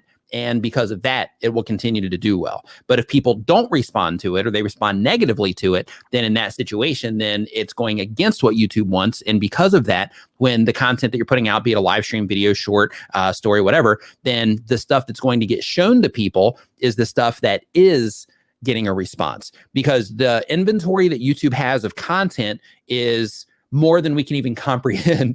Like, imagine 500 hours of video, and this is just video by itself. It's like, imagine 500 hours of video being uploaded to the platform every minute. Like, imagine what that looks like in terms of, YouTube's been online for how long now? And this has been like the amount of content has just been, increasing over time. So there's such a huge inventory of great content on YouTube that these days you have to be competitive. If you come into it and you are not able to compete in terms of, like, you're one of those people that are like, you know what, I don't care. I'm just going to do what I want to do. And then if it works out, great. I'm not going to look at my stats. I'm not going to pay attention to what's working, what doesn't. I just don't care. I'm just going to do my thing. Then in that particular situation, if you don't care, really good chance that you're going to get an audience that also doesn't care. You're going to get other people that don't care because you're not actually doing the things that you need to do. YouTube is just like anything else. It's just like anything that you're trying to get into, in terms of there's things that you need to learn, there's things that you need to understand, there's actions that you need to take based on how things are currently happening on your YouTube channel or how people are responding to your videos. Like, that applies all the way across the board with everything that you're doing. And if you aren't doing that, then in that situation, that's where people get the idea that, hey, I'm doing a live stream and it's like tanking the channel. It's not that you're doing a live stream and it's taking the channel. It's that you did a live stream, people didn't respond to it. That's a new piece of content. It's getting shown to people on the platform as a new piece of content. They're not responding to that, where you could have published a video, and that video might have gotten a response because maybe your videos are better than your live streams. And therefore it seems that you're taking a loss, when in reality, it's just that people aren't responding to one compared to the other. So yes. Go ahead. The other thing I'll say about that very quickly, I promise, very quickly, is that you have to understand viewer psychology. If you've been doing short form content and doing videos that are 5 to 8 minutes, not everybody in your audience, or even, and by the way, your audience isn't your subscriber base, by the way. But everybody in your theoretical audience may not have an hour or 2 hours to commit to a live stream replay. That's a big commitment. And there are other things being put in front of them. Stop thinking your content exists in a bubble. Remember, it exists on the YouTube homepage for most people, and not even in their sub feed. But even if it was in their sub feed, you're asking for a commitment of 1 hour or 2 hours or 45 minutes versus other things that are 5 or 8 minutes. Those are easier to commit to psychologically. So replays on that are going to do less sometimes. The key is to get as many people into the live video at the time of live and promote before, during, and so on after live, and immediately after the replay. So the thing is, you don't have a promotional strategy for live streams, and you're treating them like normal videos. And the thing is, they are not normal videos psychologically to a viewer who's watching short form content from you. So just remember that this is another instance of, you have to put the viewers first. And I'm not saying you shouldn't do live streams. I'm saying that you have to temper your expectations that live streams cannot, should not, and will not perform like a 5 to 8 minute video. Super chat. Tier Talk says, how do you know when it's time to hire staff to help you as a creator? I know it's a vague question. It's a great question. So when it comes to hiring people to help you with your channel, there's things that you may not want to do. Then those things, as long as you have the income from your YouTube channel, or if you are going to turn your YouTube channel into something to where it would be an investment to pay somebody to help you, then in that situation, then you can start, paying for help. So I just did a video recently with Noah Kagan from AppSumo, and on their YouTube channel. Oh, nice. I love him. On their channel, he spends like $30,000 or $35,000 a month on staff, because that's like Pat Flynn, yeah. Yeah, they're internet people. So they started the channel as a business, and they understand that, hey, this is going to be an asset that we're going to build, that we're going to be able to leverage to bring attention to other things that we're doing. And he's actually using this particular channel, his channel that we did the collaboration on, he's using that as a way to build his personal brand as well. So he understands that stuff because he's someone of the internet, right? Like has experience doing all this stuff. So because of that, for him, he understands the opportunity here. He understands the potential. So for him, investing like 30 grand a month or 35 into staff to help him do all this stuff, so that he doesn't have to, so that he can do all of his other things that he does on the internet, and he just focuses on making the content and passes it off, then in that situation, that's a good investment for him, because he knows that he's going to be able to monetize on the back end. I mean, he already is. So because of that, it's good for him. In my situation, it took me a long time to find, or to decide that, hey, I'm going to start reaching out for help on certain things. And the reason that it took a long time is because the things that I have help with are things that I love to do. And since I love to do them, okay. So with me on the content side, like when it comes to YouTube, like, sure, I enjoy the business side of YouTube as much as I do the content side. But, ultimately, I'm actually, like, my brain is more like creator first brain than it is business first, unfortunately. Like, I mean, it's fortunate, but it's unfortunate as well, because I've cost myself a lot of money by having that, perspective. However, I think that's also one of the things that people appreciate from the channel, is that, that it is that. But basically, because I enjoy the creative sides of it, in order to be able to fully tap into the business side, I needed to get help. So for me personally, that was when I was like, okay, I got to start looking for help for, some of these things. And for me, that was kind of like the decision that okay, if I'm going to seriously start, really leveraging this on the business side, then I'm going to need to, have some people helping me with this as well. So for me, it comes down to that. And when it comes to other people, same exact thing applies. If your channel can fund it, and it's stuff that you either don't want to do, or something to where you would be better off spending your time doing something else on the development side, then in that situation, then that's when you should start, reaching out for help, in my opinion. Yeah. Roberto, what are your thoughts? My thoughts are very similar to yours and everything like that. I balance the business versus creator first thing more than people might realize. A lot of people might feel that I'm even like business first, creator second, and sometimes I am, but then equal times I'm not. I arguably might be Roberto first, because I indulge my feelings too much. So primary example, I feel that my pride and my insecurity simultaneously made it hard for me to hire when I should have, because I could have financially done it a long time ago, Nick. But I partly started as an entrepreneur, as a freelancer, and even as a YouTuber on my own, because I'd previously tried to do things, even in the early days of YouTube, with my friends. I tried to build YouTube channels with my friends, and it always ended in colossal failure. Too many cooks in the kitchen, so to speak, and it made me. And then I also even had, frankly, I had a friend, actually, I ended up getting it back, but I had a friend steal a website from me, Nick. Like, I had a friend steal an actual legit website from me.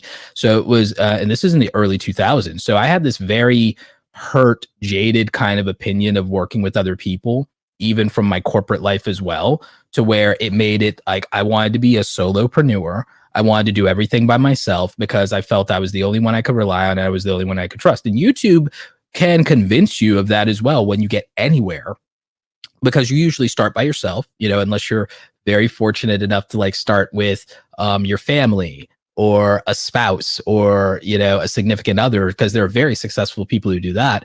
But when you do something by yourself as an artist or a creator, you become insular and you become lonely, whether you're a writer, musician, painter, photographer, designer, whatever it is, because it's you and the art. And that feels like the right thing for a very long time. But that's a trap, and that's your insecurity and your ego talking and your hurt feelings. And those feelings are valid, but they're a trap because you need to trust other people. You need to realize that there's a apex or a ceiling to your ability, your talent, your work ethic, no matter what you do. And you can run yourself into the ground or run yourself ragged very easily. And you ultimately can limit your potential. You can cut yourself down because you cannot focus on the things that you truly are best at, and you can't achieve true mastery because you're still inundated with the minutia and the BS and the nonsense and the little things that anybody could do, because you're stubbornly refusing to let go of anything because you feel safer if you're in control of everything. So like that was me for a very long time. But the good news is YouTube blessed me with opening me to such amazing people through public speaking and conventions and travel, to where I met better people. I met my people, and it became easier to build friendships and trust, like things I've trusted you with, things I've talked to you about, like offline, whether it's personal struggles or, theories or professional stuff. And I love that we are friends and colleagues, and we aren't competitors the way that other people are and the way other YouTubers are. I love our friend group. I love that we literally share everything, and there's no like tight-fisted holding secrets and feeling like insecure. I love that we're like not like the bad version of the Brotherhood of Sith Lords, where they like in their greed they destroyed each other. I like that we're different, and so I say all that to say this. I say that your feelings can betray you and convince you that you don't need help, or that you don't want help, or you don't want to let people in. And that's a trap. And that the minute it's financially possible, you should find people to take over what you hate doing that is still necessary to succeed, what you are not good at, and you should own what you're not good at and focus on what you're really good at, and stop doing things that you're bad at like halfway. And because there's only so much improvement you can do at things you have no aptitude for.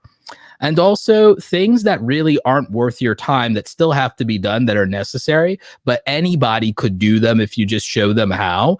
And you should focus exclusively on the things that only you can do and that you like doing the most and that you do well. And then it won't become a chore. You won't burn out the way you see a lot of creators do, or a lot of business people do. You won't feel resentful or frustrated with your work. And you'll get better results, and you'll get a better quality of work if you do that. But you have to set ego aside, because it's the most expensive thing there is. Agreed. Super chat. Alan Sinclair says, hypothetical, 1 million to whoever posts a viral video in the next week. What's the title? What's the thumbnail? Pick any genre, Nick and Roberto. Fantastic question. So is that $1 million to whoever posts a viral video in the next week? So I'm not sure. I'd actually have to research a bit before I could answer that question. So like viral video right now. Viral right now. Say what? Viral video title right now. Every time Dave Filoni saves Star Wars from itself. Yeah, for that, like, I'm a Star Wars fan. I don't know who Dave Filoni is. So here's why that would work. Like, one, you would just get put in front of like Star Wars, and the thing is, you even without knowing who Dave Filoni is, the thing is, you don't have to put him in the thumbnail. You put the Mandalorian, and you put hashtag spoiler from the finale. You put that, and you put the child. Speaking of, another one that came in is White Noise Studio saying, what are your thoughts on Mandalorian season 2 finale? Yeah, so with no spoilers. With no spoilers, here's my thing, Nick. No spoilers. I would just leverage the finale and leverage the divide in the Star Wars community is the way I would do the title and thumbnail right now. And because the thing is, the hardcore fans that do know who Dave Filoni is are going to be your Reddit fodder. They're going to be the people who will literally get you like 5,000 upvotes in Reddit, which will lead to some level of virality. So that's going to be part of it. You'll get the Twitters, you'll get the TikTok responses. You'll leverage, because that community is a hyper engaged, super fans, hyper partisan community. So you're reaching them with Dave Filoni in the title. You're reaching regular Star Wars people with Star Wars and then saving Star Wars. Like, wait a minute. And then by having spoiler, and then the Mando and Grogu in the thumbnail, you win over even casual fans. So, and it's also hype mode right now, and it's at its peak. And it's also right now trending in the Google Trends graph. So I understand, I'm not good at executing virality. I'm very good though at understanding the mechanisms of virality. So take that with a grain of salt, is knowing that there is a capacity for organic sharing and distribution built in. You now aren't beholden to the YouTube algorithm. Knowing that there's a massive search trend and spike in Google means that you have multiple ways to hit this. Then also tapping into a well-established franchise with hundreds of millions of fans that makes billions of dollars a year is a really good basis for massive thing like that is a huge so it's win. a large total addressable market. So think about it. Those are the scientific components of virality. I'm not speaking to the artistic portion of virality. I'm only speaking to the scientific metric for the potential for virality. Is you have massive search traffic and a trend and spike right now, and hype and demand that's market proven. So it's not even theoretical, a large addressable market. And you have a devoted, impassioned partisan fan base and a large casual viewer base as well. Step 4, profit. D Nimmin in the house. What's up, bro? Hope that you're doing awesome. D says Star Wars is back. That was the best Star Wars since the original trilogy. Love it. Love it. So next up, and D, I've got the link in Facebook if you want to hop in. We're good for about another like 40 minutes ish. So if you're like chilling, you want to hop in, feel free to come in. Let's see your credits. Says, are there other popular online forums for YouTubers other than YT Talk? Want to advertise for YouTubers for contestants for a YouTube game show? So in terms of forums, so of course you could hit YouTube Talk. I know that some of the Reddit forums for YouTubers, they also have advertising for desktop users. So you can try those, like our YouTubers, for example, our new YouTubers, if you're going after that. And then, of course, you just did it right here as well in front of a bunch of YouTubers. So that's a good start. In addition to that, you've got like TubeFilter. A lot of YouTubers look at that. It's not a forum, but a lot of YouTubers look at that. I don't think TubeBuddy has anything on their forum for advertising. But you might want to reach out to them if you're doing something, for creators, just to see if they would be open to any ideas that you have, for, sharing the information about it. And off the top of my head, for forums, specifically for YouTubers, yeah, I think really what YT Talk, I think, is the consider starting your own Facebook group, consider starting your own subreddit, consider also a Twitter thread. You just want to run ads. Is what he just wants to run ads. Oh, I was going after the subreddits, going after YT Talk, going after the subreddits. Hey, Travis MCP in the house too. I Google ads in YouTube at 2 cents a view. There we go. Yeah, so you could put ads also. If you're going to run ads, you could run ads in front of my videos and other people who make content like mine as well, because it's YouTubers that are coming in. So in that situation, you could pick videos that are very specific in terms of like stuff that is for YouTubers specifically, like YouTube tips videos. Like, for example, like a live streaming video might not necessarily be a great fit, or a, making videos on your phone might not necessarily be a great fit, but a, growing your YouTube channel video, that particular video might be a good fit because it would be YouTubers that are, clicking in to watch that specific one. So I'd go with something like that. Okay, D's on his phone. Okay, no worries at all. Okay, yeah, so next question. Checking the chat. The forum, because we had some in the forum here as well. So the next question that we have here is from Shark Scrapper. Shark Scrapper says that they have an education, entertainment focused on electronic waste and street scrapping. And the goal of the channel is to educate, entertain, and to make a little bit of money while at it. The question is there any truth to the rumor that 3 or more emojis or all caps comments during a live stream will cause it to be demonetized, in some way penalized by YouTube? Thank you all again for your efforts and to help us grow to be more successful creators. So we actually tested this last week on my live stream in terms of the multiple emojis, and it was fine. It was no problem at all. So like, for example, like how Doug right now, he just put 3 like laughing emojis. Then in that situation, that would just cause this to be demonetized, which it's not. I mean, I would have to look in the back end, but I guarantee you it's not. So because of that, no, you're fine in that situation. And that's a pretty common thing, like emojis in all caps, pretty common thing for live streams on YouTube. Yeah. Joven De Silva says they have YouTube tutorials. Is the channel, the goal of the channel is to grow a local based community and help new aspiring channels like mine. And the question is, I'm a Malaysian YouTuber doing YouTube tutorials. However, I'm doing tutorials in Tagalog and focusing on my videos, focusing Wait, you on mean my tag videos along? part of the globe. Huh? You mean tag along? Tagalog is the language they in the Philippines. Okay. Gotcha. And okay. Let's see here. Let's see.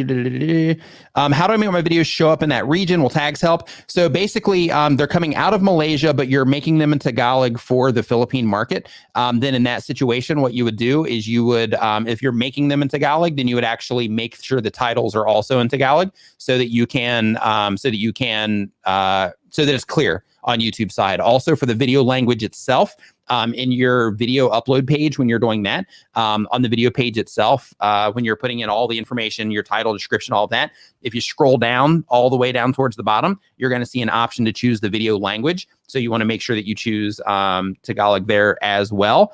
And then you're going to be good to go in terms of, your chances of reaching the people that speak that language. D is dropping a Filipinos represent. Yeah, we're a hop, skip, and a jump from there. Philippines is awesome. Drost Video, Herman in the house. What's up, dude? Says it's a YouTube marketing channel. The goal of the channel is to generate traffic, leads, and sales. Says, hey, Nick, what are your 5 best strategies to move the needle on my channel in 2021? And how did you decide on the price for channel memberships? I recently got approved. So best strategies to move the needle on your channel specifically, Herman, would be to, you're already targeting the right terms and things like that. So I would have to actually look in your specific case. I would need to look at the back end to actually see like what's going on with your, channel in terms of how people are responding to what it is that you're doing. But you're doing the right things topically. So there you're okay. I'm not sure. I haven't looked at the channel in a while, but last time that I looked, as long as I'm remembering correctly, you were just doing like YouTube tip related stuff. So on my channel, using mine as an example, and Roberto, I'm not sure if yours is the same way, but basically my YouTube tip specific content, it generates subscribers and all of that. And, gets views and all that stuff. But the stuff that really drives things is the tools, like the tool videos, the live streaming videos, the phone related videos. Like that's the stuff that really drives things, because the YouTube's tip stuff is great, but people respond at a higher rate in terms of view to subscribe for the tool stuff for whatever reason. So if you're not doing that sort of thing, that might be something to explore if you're trying to move the needle a little bit more. It's also search candy as well. So, it's just low hanging fruit. In terms of, exactly. You can get in that situation. Like primary example. Deciding on the membership at the time that I did mine, I just chose the only option at the time. I'm considering adding additional tiers to it, but that won't happen until next year if I do add any additional tiers to it. Roberto, thoughts on strategies for Herman? You're familiar with Herman, right? I think I am. Okay. Herman Drost Designs is his thing. He has okay. Also, yeah. So he also shares like YouTube help related content. He goes to like Bid Summit and all that stuff. I'm sure. I'm sure. Like if I saw him in person, the thing that I would say is, again, psychology plays a role here and what's of value to the viewer. So let's think about the dependencies and motivations of a YouTuber. If you're going to be a YouTuber, you need a video device of some kind. So that's webcam, camera, smartphone. So if you look at, like, for example, D is focused on mobile content creators. Sean Canal's channel grew not because of, I don't believe, the YouTube tip stuff, but mostly just the fact that if you want to be a YouTuber, you need to buy camera gear, and that those are large consumer electronic categories, and there's new cameras every single year, multiple new cameras every year, so on and so forth. They have more camera content than they have anything else. YouTubers need a video editing software of some kind. Look at our friends over at Primal Video. like Mike and Justin, they focus on the fact that one of your major dependencies is video editing and video production and live streaming and the technical side of that. And they've mastered that. They're going to hit 1 million subscribers. So you have to remember, they're like, you can't get views and subs without like either live streaming, editing, or at least shooting a bloody video. Like there's no way around it. So those are dependencies people have, even with my content. If you look at my biggest videos, and then also remember their motivations, the motivations someone has for being a YouTuber, whether they want to admit it or not, are somewhat tied to money. Like people, if they want to be a full-time content creator, they need to make money at what they're doing in order to be able to invest in it full-time to achieve whatever their other goal is. So even if they're not saying, oh, I'm not driven by money, I want the community, I want fame, I want this, I want that, I want to entertain. To be able to do that full-time takes money. Let's not mince words about it. So the thing is, whether it's your goal or a means to an end, money matters, which is why the most successful content on my channel usually ties directly to money and monetization and YouTube monetization policies or what have you, but also other ways to monetize, because people have notoriously found that YouTube monetization is either unreliable, inconsistent, or unavailable to them. So there sometimes are faster or more expedient or less conventional methods. You know, as they say, the dark side is a path to many abilities some might consider to be unnatural. So there might be some less natural ways to make money than, AdSense, the natural way, the traditional way of making money. So remember, a YouTuber is someone who needs creative tools, just as Nick was saying. They need techniques to make their content better itself, because the content has to be good. And there are channels that specialize in that. Colin and Samir talk about storytelling as well as the business side of YouTube, and they analyze and break down the businesses of successful YouTubers that the community loves, knows, and admires. They are a channel for the community, and they teach through storytelling. And so there's different methodologies for teaching. There's different motives in terms of why people want to learn something. And there is a variety of things that, like, fortunately or unfortunately, that you would have to learn. There's a misunderstanding, I think. So like Wanted Gaming says, so you're saying to be a successful YouTuber, you need to dump a lot of money on your channel. That's not what he's saying at all. What he's saying is if you're somebody that wants to go full time and you're wanting to have money that you can reinvest into your YouTube channel, then in that situation, you need to think about the monetization aspect of what it is that you're doing so that you can generate that income. Or to be able to put more quality into your video. It's harder to make quality content if you have to work a 40 to 50 hour a week job and then find energy to make content, research, write scripts, make thumbnails, respond to comments, hunt for brand deals. Your energy and your focus is divided if you have to spend 40 or 50 hours a week. And if you don't love that job, it's very emotionally challenging and difficult. And then if you have to, on top of that, if you have a family or a significant other, you have to justify not giving your time after you've worked for your living to them and giving it to your ambition. Part of why I'm single. So which could we just fix that in 2021? Anyway, like but my point is the financial piece can't be ignored, because the money will buy your time back from your day job if this is your true goal or a means to achieving your true goal. And that's why even with my channel, I very much focus on the money, because that you can make or that it would take, or how much you have to invest into things, because whatever goal you have requires time. There's no getting around that. And the only way we get to have time is you have to buy it back. Next question that we have here really quick is from Jack Decker. Jack says, better and or cheaper to reach out to pay to promote through YouTube helpers like YouTube or Google ads to get for game show contestants. It'll be cheaper for you to run Google ads than it will. I mean, most likely it's going to be cheaper for you to run to run the ads for your game show contestants than it will to, for us. Let's see here. So next up on the list, we've got Saban's World Saban's World says they do gaming content. Goal of the channel is to educate and entertain fans of survival/crafting games. The question, I want to start by saying thank you for your advice since implementing your tips you've provided. My channel went from 75 subs back in September to almost 1,900 today. My question has to do with taking a break from uploads. My father passed away shortly after Thanksgiving, and I needed to step away. Sorry for your loss, by the way. Step away from the channel. Since ceasing uploads, I've noticed a significant drop in views, impressions, and general performance. How quickly do you think the momentum of my channel will return once I get back to my regular upload schedule, or do you think this break could be a major setback? Okay, so when you take a break from your YouTube channel, basically what's happening is that over time, is like if you have videos that keep performing, then it'll keep everything relatively consistent. Like if you have like, you know, a great content strategy to where you're pulling a lot from search, you're pulling a lot from home pages, you're pulling a lot from suggested videos as well, and you're well balanced there, then it can keep everything relatively consistent. But if you're in a situation where you're just noticing everything's kind of going like this, then that means that, you know, that's not happening in your case. So because of that, you're going to have to go through the process of, you know, just starting to get that consistency again, start uploading on a regular basis again. But here's the thing, all it's going to take is one video, one really good video, or one just, you know, video that people respond to put you right back into step with what you were doing before.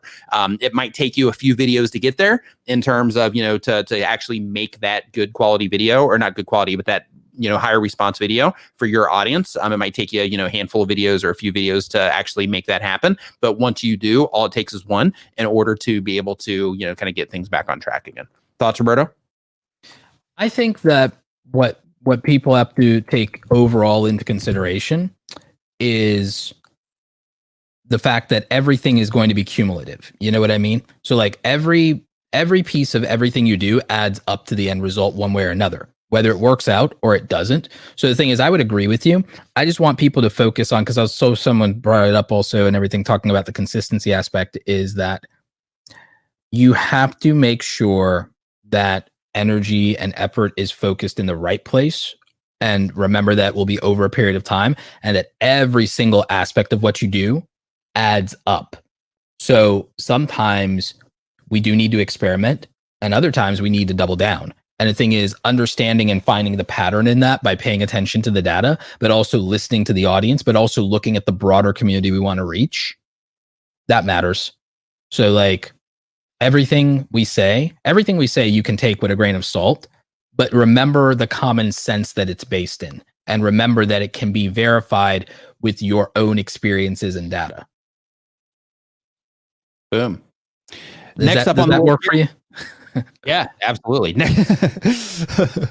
Next up, we've got GeoZoo, and the question is, the goal of the channel is to have fun. And the question is, thanks for your tips, Nick. I've always wondered whether watch time and view duration are the same thing. So sort of. Basically, watch time is the total amount of watch time that you're accumulating for a video, but it can also be how much time people are watching, you know, each person is watching a video. It can also be watch time for the entire channel in terms of how much watch time you've accumulated as a whole. View time, or view duration, I should say, is just specific to that particular video, and it's how long they've watched that specific video for. So it just depends on which feature it is that you're talking about inside of YouTube for the clarification on that. But basically, watch time, it pops up in a few different areas. And for the actual view duration, that's very video specific in that situation. Let's see here. Next up, we've got March Savvy. March Savvy says that they do tips and instructional videos for music education and the marching arts. And the goal of the channel is to help grow the marching arts activity by growing the people in it. And the question is, I've seen many channels with huge subscribers and view counts that are simply someone narrating over clips they curated over other videos on YouTube, reaction videos, I think is what you're talking about. Typically a top 5 or top 10 list. Can you explain the pros and cons of this? Can these types of videos be monetized? Roberto? So it depends on whether or not they meet the true qualifications of fair use, which could be a gray area for a lot of people. The more derivative a work is, the more it's remixed, the more it's edited. And the thing is, it may look simple to you on the surface, but the thing is, under scrutiny, and this gets into like the what we call it, in litigation, they call it basically digital forensics, and they break down like, okay, artistically speaking, how much was this truly modified, and how much were these individual pieces modified, and do they combine to make something wholly different than if they were independent? And do these things take away from the original work? Would you be able to still watch and get the same value out of the original work while this exists? And the thing is, it's actually not that hard to meet that threshold if you really think about it. And so the videos you're talking about meet that threshold. That's why they are allowed to be monetized and they're allowed to exist. When they get claimed, there is some level, and it's arguable, of legitimacy to the claim by the original copyright holders, but there's also such thing as proportionality. Any individual rights holder might only have a claim to 2 or 5% of footage, so it's not justified at 2 or 5% to claim the entire video. And so that's the thing here. So it's about how well it's executed, how much is different and added value, the commentary's value and the commentary's existence. Those voiceovers do make it a derivative now because it's fair use, because it is commentary and it is criticism, or it's a deconstruction, or it's an analysis of something. And this gets complicated, and it's hard to fight, though, because it's scary for a solo content creator to go up against a big mega corporation and conglomerate. I have some videos actually planned. Against anybody, right? Like nobody wants inconvenience, just in general, the inconvenience and the stress and, you know, all that stuff that comes with something like that. Exactly. So it's that's why you'll see Nick and I don't really rely on copyrighted material in our content, and therefore we can always make the claim to in-house produced original content. The most we'll do is use a very short snippet, usually from another content creator in good faith, often ones we already have relationships with, or that we know we would be safe in using because of their relationship with the community and the fact that they also know we act in good faith. So it's something that you really have to think about. The gold standard for it is that, as Renee Ritchie is saying in the comments, the gold standard for it is our friend Devin from Legal Eagle, and he's the gold standard because he's also a lawyer. So that's why he's the gold standard for legal fair use commentary and repurposing of content.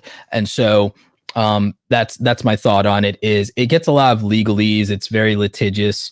I'm somewhat into those things. I have some videos on copyright coming out. I'm trying to make them not as dry, but copyrights, copyright's a tough one.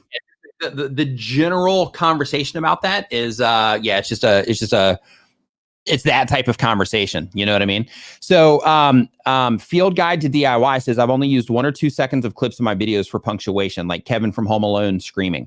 So that version actually isn't, I mean, of course, talk to a lawyer and all that stuff, but like how you're using that isn't necessarily fair use, because what you're doing there is you're actually using their stuff in order to like make kind of like an emphasis in your content. So, and you're using like 2 to 3 seconds of it. So just the heads up, like if it's 1 second, then you can technically get nailed for it. But the way that you're using it, I would just be really, really careful using things that way. And I would always, if you're going to use for any reason, I would always consult a lawyer just to be on the safe side. Just because, you know, like you don't want to lose your YouTube channel over, you know, putting something like that in there because it's like funny or adds comedic value to what it is that you're doing or something like that. If you don't, you know, if you're not 100% certain that you're in the clear for it, or you don't have a lawyer that's willing to, you know, to back you and say like, yeah, this is, you know, this is, I would be able to defend this, compared to, no, I absolutely would not be able to defend this. So that's what you really want to do if possible. Yeah, memes often aren't worth it. David Dobrik doesn't compromise on wanting to use copyrighted material, and it's costing him about $20 million a year. Yeah, so think about that, right? So Jonathan Ayers is our next question, says they do tutorials and how-to content. The goal is to give back to the creative community and to make some on the side eventually.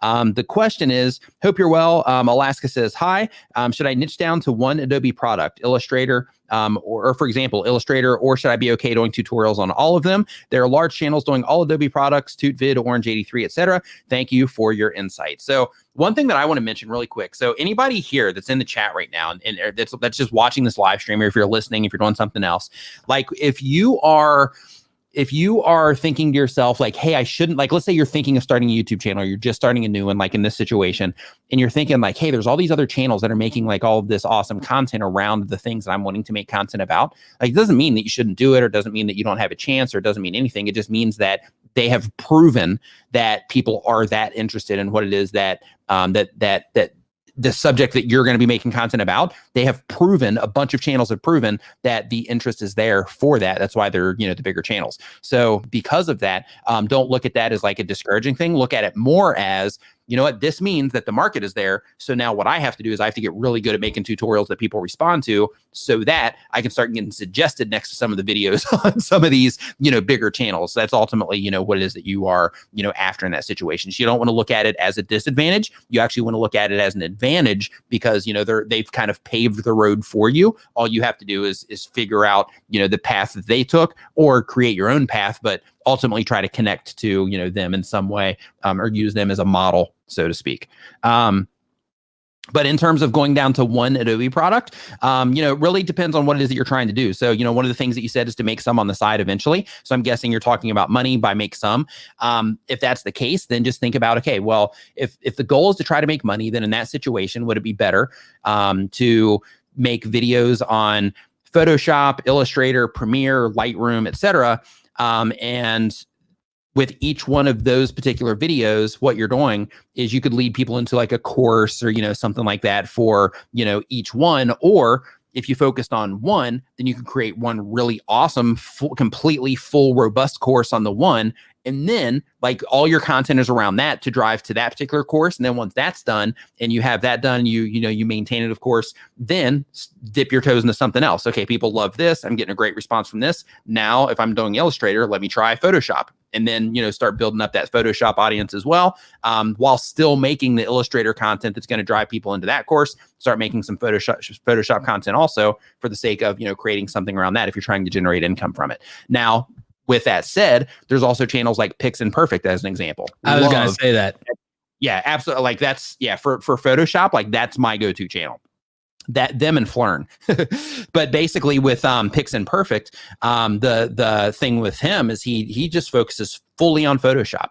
And for me, because he's so good at his tutorials and makes it so easy to understand, when I see one of his videos pop up, I'll watch it, just because I like listen to the guy and I know I'm going to learn something, even though I'm really good in Photoshop. Like, I know if I watch his video, I'm going to walk away with something. So, because of that, he can make 1,000 Photoshop videos and there's a good chance I'm going to watch all 1,000 of them. So, going with one is perfectly okay. Or if you're trying to generate income, then, kind of fanning out just a little bit, one project at a time, can help you do that to generate more income. Because then you're still reaching that creative community, but you do kind of split things up a little bit. Like, for example, if you're doing Illustrator and Photoshop, then you can be going after, like the graphic designers and people that are trying to be like self-taught, and that whole thing. But as soon as you go into Premiere, then that's like a totally different group of people that you're going to be tapping into. So you have to be mindful of that as well. Same thing if you start with Photoshop, then Lightroom is a great complement to Photoshop, and then Illustrator, of course. But as soon as you start dipping into like video and audio and things like that, then you start segmenting who it is that you're actually, that you're actually getting yourself in front of, the type of people that you're getting yourself in front of. All right. Any additional thoughts on that, Roberto?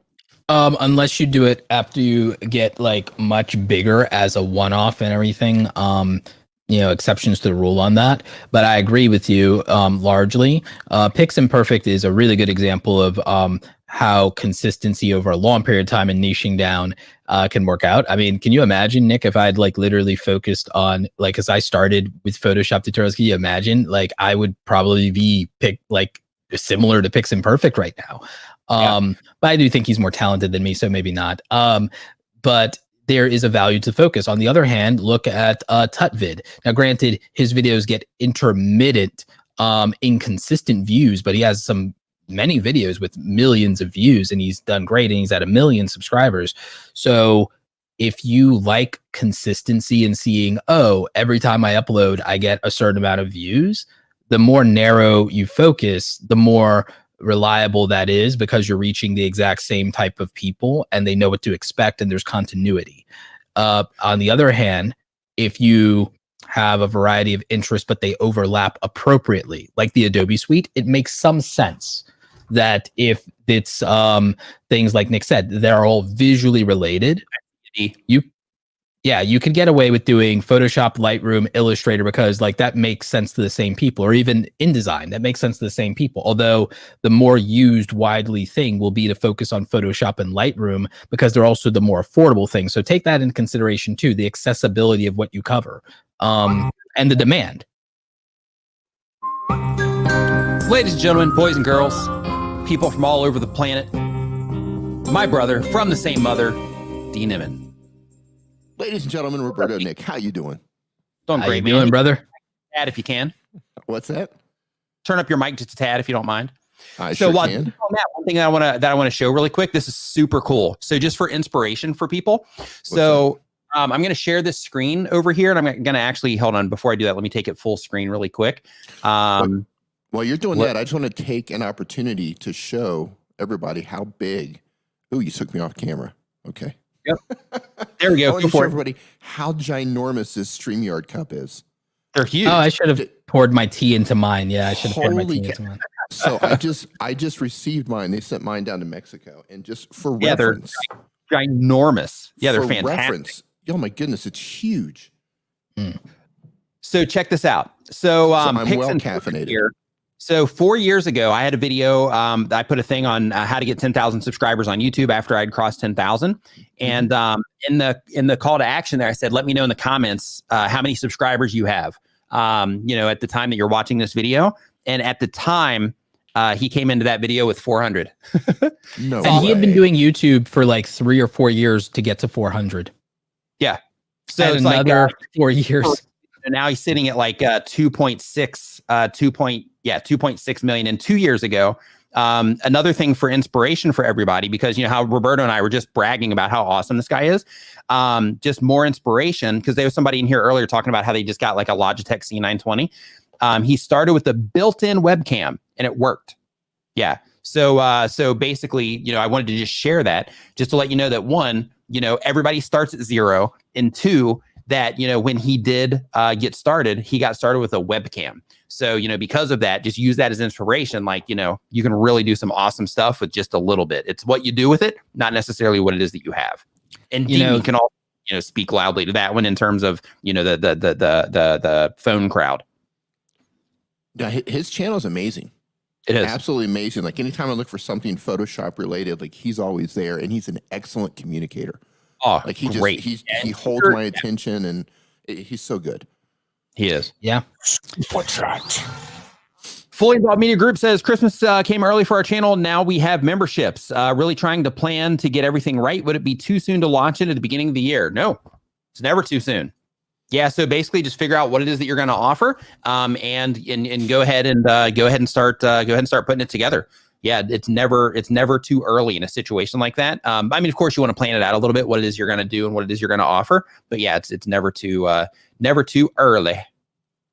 Any thoughts on that, guys? For any thoughts on jumping the guns on membership, or any tips for starting the channel membership? So just as a real quick thing, for anybody that's here right now, just in case you haven't gotten the notification or you haven't seen the information on it yet, if you have over 1,000 subscribers on your channel now, they've rolled out memberships. So because of partner program, you have the opportunity now to make more money from your YouTube channel if you have 1,000 subscribers or more. But when it comes to channel memberships, you guys have any tips? Yeah, like remember that. Okay, 1,000 true fans. Let's look at it like this. Once you have those memberships, like think about what you can do and what you can provide them, and it doesn't always have to be content. Nick, I believe you give an exclusive graphics pack to members. I give all kinds of stuff. Yeah. So like in the Facebook group, for example, I just dropped a holiday like overlay pack in there it's actually animated overlays for for Christmas. And then there's also static overlays that they can use if they're like a StreamYard user. I've got like the little subscribe thing that shows up down in the corner of the videos. I've got that in there. I've got some end screens in there, all kinds of stuff. Like if I make something or if I have it made and I'm like, yeah, this is cool. I can throw that in here as just like a bonus. Then I do it. Mm-hmm. Yeah. So you could use either a private Discord channel that's members only, or a private Facebook group to be able to get resources to your members so that they have something that is exclusive to them and that they have a real community. And you can offer kind of like, again, like exclusive downloads of things. You can do something I do. I give my members drafts of upcoming content and kind of like a preview of my process. I'm about to probably start doing I'm probably going to start doing edit with me members only streams where like members can watch me edit and just edit with me.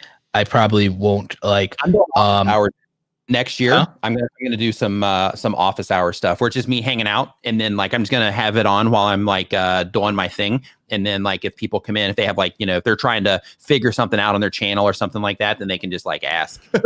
So just the availability type of thing. Yep. My first ever. I'm sorry. Go ahead, Roberto. I was gonna say another idea is it would be probably in your best interest, like to promote your membership in some not over the top, but some quick and subtle way to your audience so that they know, oh, it's available and they know what they get. And yeah. My first ever member stream was just like a behind the scenes where I put on another camera and I let them watch me make a video. Just the process of actually recording the video, because the first thing I wanted to show them was that I make just as many mistakes, if not more, than they do. Because it's easy to see the edited product. When it's finished, like, wow, it was a great edit. That was just, how do you do that? I do that by screwing up a lot. So my very first member stream was, pulled the curtains open and said, okay, this is how I do things. One thing that does concern me about YouTube memberships, and Roberto, when I was lurking earlier, you mentioned something about, not putting all of your eggs in one basket. So this is one thing that really concerns me because, like if something happens with your YouTube channel, you get demonetized for whatever reason, you can lose your channel members. So that's one thing that, I have channel members, but I'm concerned. I'm concerned about an oopsie. Move them over and get them onto an email list, and then have them as a segment where the members are a specific segment of your email list. Mm-hmm. I use ConvertKit. Mm-hmm. If you guys want to try ConvertKit for free, robertoblake.com/go/ConvertKit is my affiliate link. So small plug there. But I use it for my newsletter, but I also can segment groups in my newsletter and say, oh, this is this group, this is this group, this is this group. I believe, and this is part of the business of YouTube. Part of the business of YouTube is, remember that YouTube, here's my problem with how some people approach YouTube. They make it a destination instead of a vehicle. YouTube is an end-all be-all goal for some people, and they want to be a YouTuber versus using being a YouTuber as a stepping stone to something larger. And the thing is, when you do that, because I understand for some people they're saying, oh, that's all they want, but they haven't thought it through, because being a YouTuber is something that to an extent could be taken from you. So like if you rely too much on the platform, the power isn't yours. You can be stripped of that. You can be stripped of your status and your position, whether it's intentional or unintentional. It could be through malicious copyright claims. It could be through cancel culture. It could be YouTube banning you because of some innocuous thing that you did that you thought was within policy. The goalpost on policy could change. The content you make could be abandoned by whatever shift happens in the culture because people might be offended by that content or decide it's not okay anymore. It's whatever it is. And I'm not defending anybody in particular when I say any of this. I'm just reminding you that there's so much that you don't control with regard to these platforms. And I encourage people to become business minded, to take the steps to insulate themselves. Because you have to remember, and this pandemic shows it, that business-minded people, entrepreneurship people, insulate themselves from chaos that is outside of their control, and they do it by building in protections, diversifying and taking and wresting back some of their control from systems and building other systems and building redundancies. I'm a nerd about that. Part of the reason I don't have 1 million subscribers is I never focused on YouTube to the extent that other people did, because I refuse to rely on it. Roberto, that's solid. And Can you really quick up a tad? Turn up again? Yeah. Okay, you can turn me up on your end, You can click on those three little dots and actually raise my volume. There's also an advanced feature in StreamYard that allows you to. Yeah. Okay, Talk D. Go ahead and do your thing. Hey, I'm doing my thing. What's going on? So, in addition to what Roberto was just saying about how so many people look at YouTube as just like the end, like I just want to be a professional YouTuber, and that's cool if you want to do that. But like everything Roberto just said is 100% spot on. And I know a lot of you have probably seen news right now about the Hub. I'm not going to say the first name to keep this family friendly, but there's a lot going on with the Hub right now and their organization of sites. They just lost Visa and MasterCard. So all of the creators who are actually making money on that platform, they're no longer getting paid. So, weird things happen. Oopsies happen. Cancel culture happens. And if you put all of your eggs in a YouTube basket and heaven forbid something happens. New government regulations. New regulations that you don't see coming. You're done. Yeah, it's like the whole thing on YouTube that got decimated. Yeah. Oh, COPPA. COPPA. And now this new felony streaming ban that I'm researching. Yeah. I didn't make a video about it last night like I was planning to, just because I'm doing more research and I'm talking to our homie Ian and I'm trying to figure out, I don't want to cause an unnecessary panic. I'm trying to get more facts. But yeah, you're right, D. So many things even with P-Hub, it's like you could be doing everything that you think is within the rights and everything could change and it's no fault of your own, right? Whether it's the platform, the culture, or the government. Like but that diversity, knowing that, hey, I want access to my community. You have to get your community to say, follow me on these other platforms. I know people find it distasteful, but like you gotta have, like, there's so many people who have gotten false copyright strikes and then kind of basically been locked out of their YouTube channel because they can't even do community posts, I think. How would they have any way to tell their audience what's going on if they didn't have a Twitter, or an Instagram? You need these other platforms that might feel like a pain to diversify and to spread yourself thin or to put time into building something else, but it is necessary because it's still, if you don't build a business around being a content creator and you rely on a platform and an identity of being a YouTuber or a TikToker, you basically still are just doing a job that you can be fired from. It's good. 100%. Stacey Morgan Roberto says that was an awesome rant for the last one there. Hey, Stacey. So next question that we have, guys, I'm going to hop into here for another question. This is from Definitely Stickman. Definitely Stickman says they do random animations. The goal of the channel is for people to enjoy it. And the question is, how can animation channels get more views and subscribers? So YouTube Shorts. What were we going to say? YouTube Shorts. Yeah, YouTube Shorts is a good start. In addition to that, the same rules apply to animation channels that they do to other channels in terms of the response that you need to get. In addition to that, leveraging pop culture for your animations can also be an effective way to get attention to your videos as well. And of course, if you are leveraging pop culture, then that also makes the content easy to share as well in places like Reddit, to where Reddit can put animation channels on the map, so to speak. And if your animations are just really good in terms of whatever it is that you're making with your animations, then they might also be really great to be shared over on Reddit. You might get a great response over there if the animations are solid. Any additional thoughts? Yeah, if I had a channel where I showcased my art of any kind, be it animation or I was carving something out of wood, of course I would put my own artwork on there, but I would also be on top of trending topics. Like right now, Mandalorian is hot. Mandalorian is super hot. I would be making art or animations or carvings or statues or whatever of whatever's hot right now, trying to, capitalize on that. And of course, pepper my own stuff in there as well. But I just think that's a great opportunity. Like Roberto said with Shorts, some people are seeing explosive growth right now with YouTube Shorts. Yeah, now's the time to take care or to hop on that before it gets saturated, because it's basically like right now, the normal platform, the options that people have in terms of content to watch is like massive. And then when it comes to Shorts, the amount of people that are actually using it in comparison is like this small group of people down here. So like, in terms of, the potential for those to do well, definitely a win.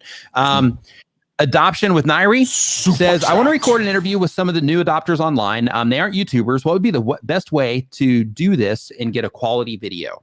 Great question. So On the tech side, using something like StreamYard is a good way to bring them in. You can actually record directly within StreamYard as well. So you don't even have to be live. You can just record it, locally onto their system and then download it later.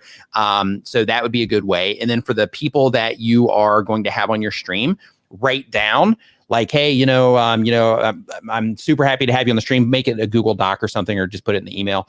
Super excited to have you on the stream. A few things, on the tech side that, I'd like you to be mindful of. Make sure that you have enough lighting. Make sure that you have, if you're on like a phone or something, that you have it close enough to you to where the audio, is going to be okay. If they have external mics, which they probably don't, but if they do have external mics, asking them to use one, would also be a win. But basically just trying to make sure that they don't have a lot of things going on in the background in terms of, could you turn off your TV?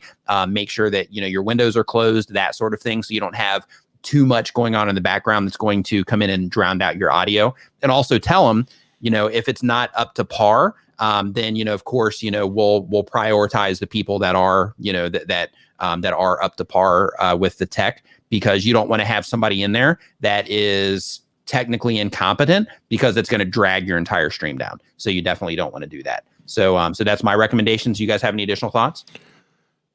Yeah, make sure that they have some sort of a microphone, even if it's a little headset thing that comes with their phone or something that will help, focus in on their voice instead of getting a ton of echo from the room. Also, if you are using something like StreamYard and you're wanting to also use the interview for a podcast or something like that, they do have a new feature.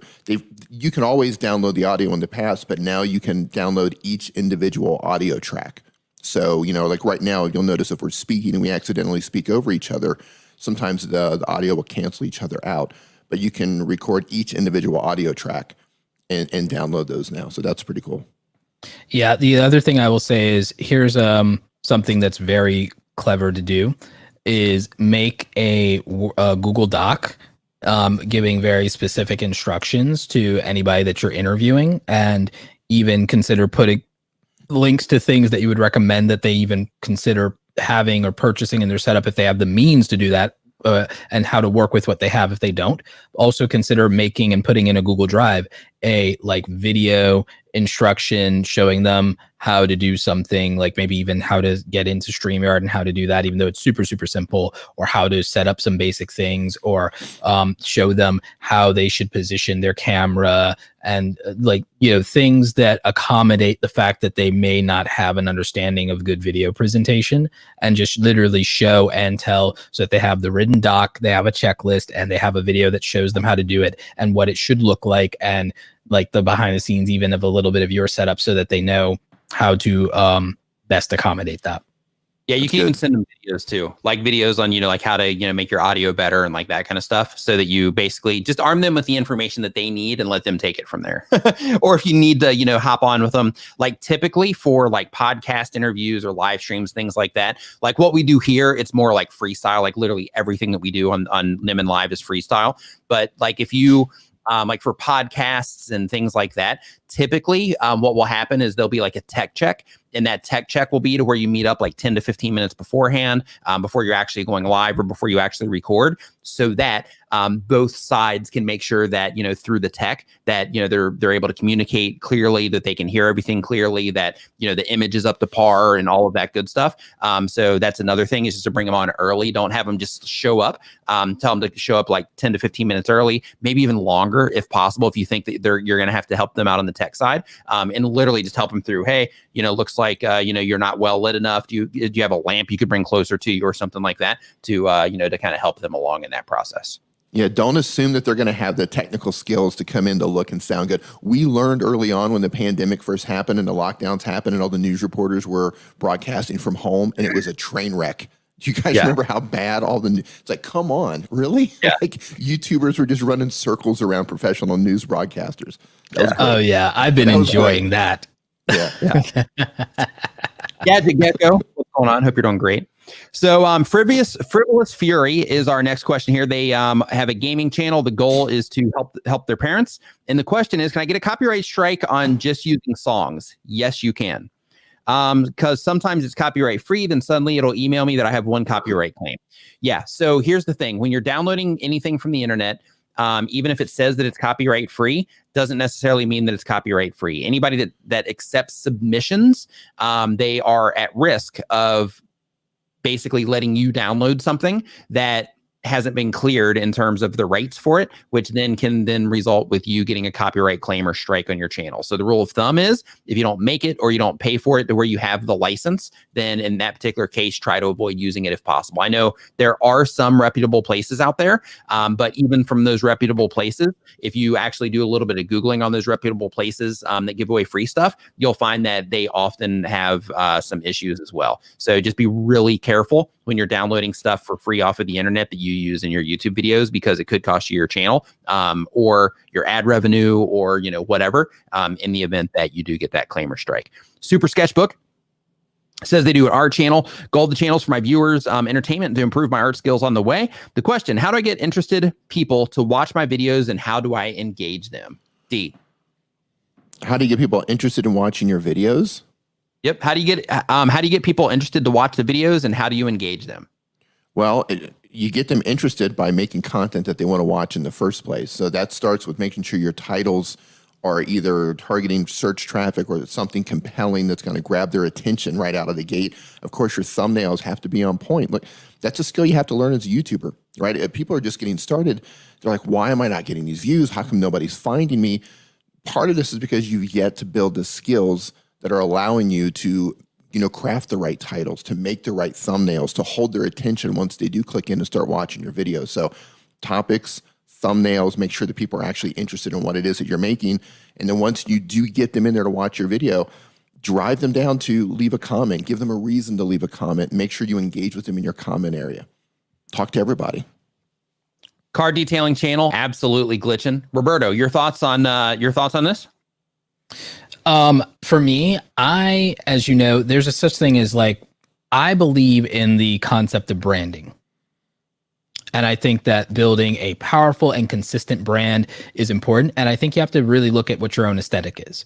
And I think that building up a foundation of that, of course, we have backgrounds in design, so we're gonna favor that. But psychologically, you have to remember, you have a bias yourself to, you immediately recognize certain brands, you recognize certain fonts, certain logos, certain color schemes that you associate with a lot of different things. We take advantage of that all the time. We take advantage of the red that relates to YouTube and YouTube's branding all the time. You notice that I use sometimes like the YouTube play button, whether it's the actual silver play button itself, and then I'll like color the play button portion of it red, and that's been like super effective. It instantly gets attention, but also is they recognize it. It's a symbol. It's associated with the thing that they care about. Sometimes I'll make a graphical red play button and put in my stuff. I even took YouTube's little YouTube face, and then I have it like with different emotions now to where it's like scared, happy, neutral, shocked. I need to make an angry one. I need to go through the gamut of the emotions from the click magnet thing. And I'm like, even with my own photos, I'm now like, oh, I need to make enough photos in different poses and different clothing combinations with me with all of the gamut of emotions. So even the photography can be aesthetic and be branding. It's not always graphic design. Consistency in typefaces, fonts. Like I just think that a lot more people, especially early on, could stand to really think about their branding a lot more, because it's kind of the gateway and representation and the prestige of your channel. And there's no reason a small channel can't look like a channel that already has 1 million subscribers. I think it's a lot easier to grow a channel if it looks like it's already successful. Absolutely. I think that's true in life. On board with that. Yeah, I call that visual authority. It's basically like when you, like if you, of course, like the actual like video quality and all that good stuff, like that can also be helpful to where, it gives that initial thing like, hey, this is a high quality experience that I might have when you first start watching that video.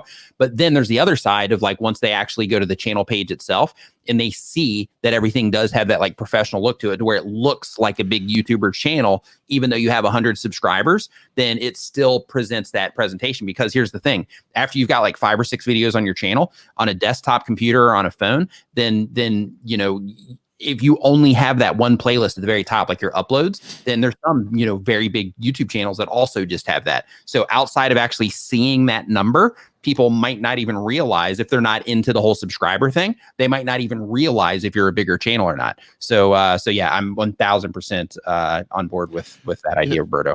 One thing that I'm always mindful of when I go to YouTube or any social media platform, and this is something I recommend everyone do, is I don't care if you're on YouTube or on TikTok or whatever, be mindful of why you click on things. Be mindful of why something gets your attention.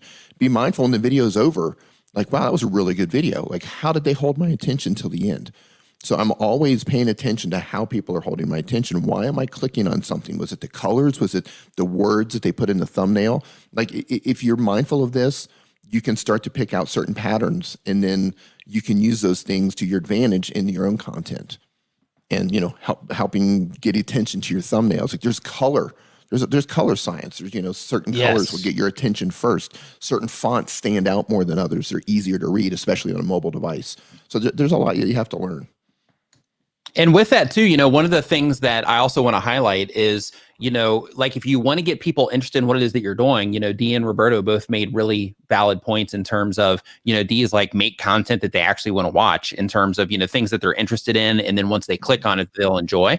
And then Roberto mentioned the, like if you listen to the nuance of the things that both of them said, Roberto mentioned changing basically showing the play button and then changing the color of a certain item or the actual like play thing on it for the sake of basically dangling the carrot is essentially what he's doing. Because the language that Roberto used when he said that was that I use that and I do that because that's what they care about. So, that's a really important thing of understanding who it is that you're making content for and the things that they care about, because then that gives you the opportunity to leverage that in like everything it is that you're doing with your YouTube channel, because you're speaking their language, you're showing them the things that they want to see, all of that stuff. And that helps you, attract their attention.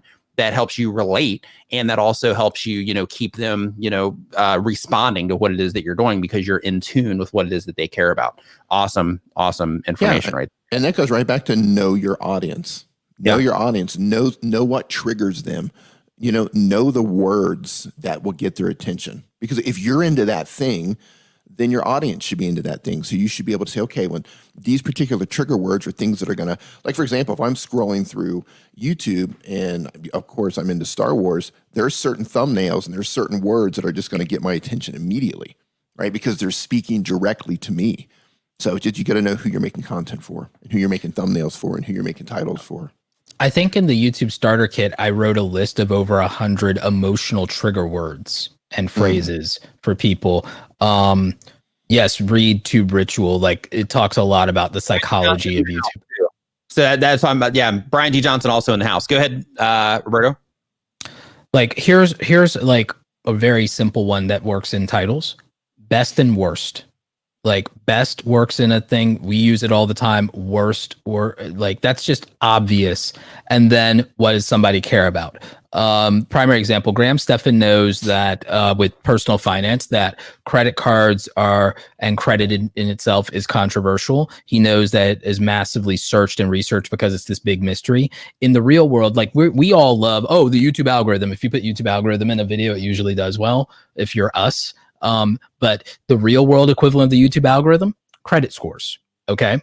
So Graham puts stuff like 6 best credit cards, 5 best travel credit cards. I found the 6 worst credit cards with the highest interest rates. Like, he, so like something that's comparative is an emotional trigger for somebody. So best and worst. Best is to be embraced, worst is to be avoided. And that's emotional. Money, credit, it's emotional, we're invested in, and it's universal. So it scales to a large audience. See, for us, we do things like Nick does best YouTube tools. I might do best video editing software. Dee might do best app for video editing apps, blank. Yeah. Best. So the other thing is we create title formulas. Dee has a title formula like best iPhone app for blank, best blank for iPhone, best blank for Android. Those are title formulas. Nick has title formulas. Why new YouTubers should blank. Blank for new YouTubers. I feel like we're being censored. Blank number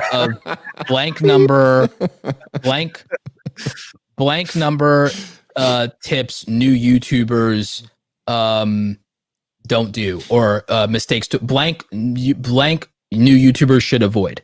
Like we make title formulas based on what has performed, and we're not the only ones who do that. Go look at Philip DeFranco, go look at Mr. Beast. They literally just make fill in the blank title formulas based on knowing who their audience is, but it took years for them to find the right formulas.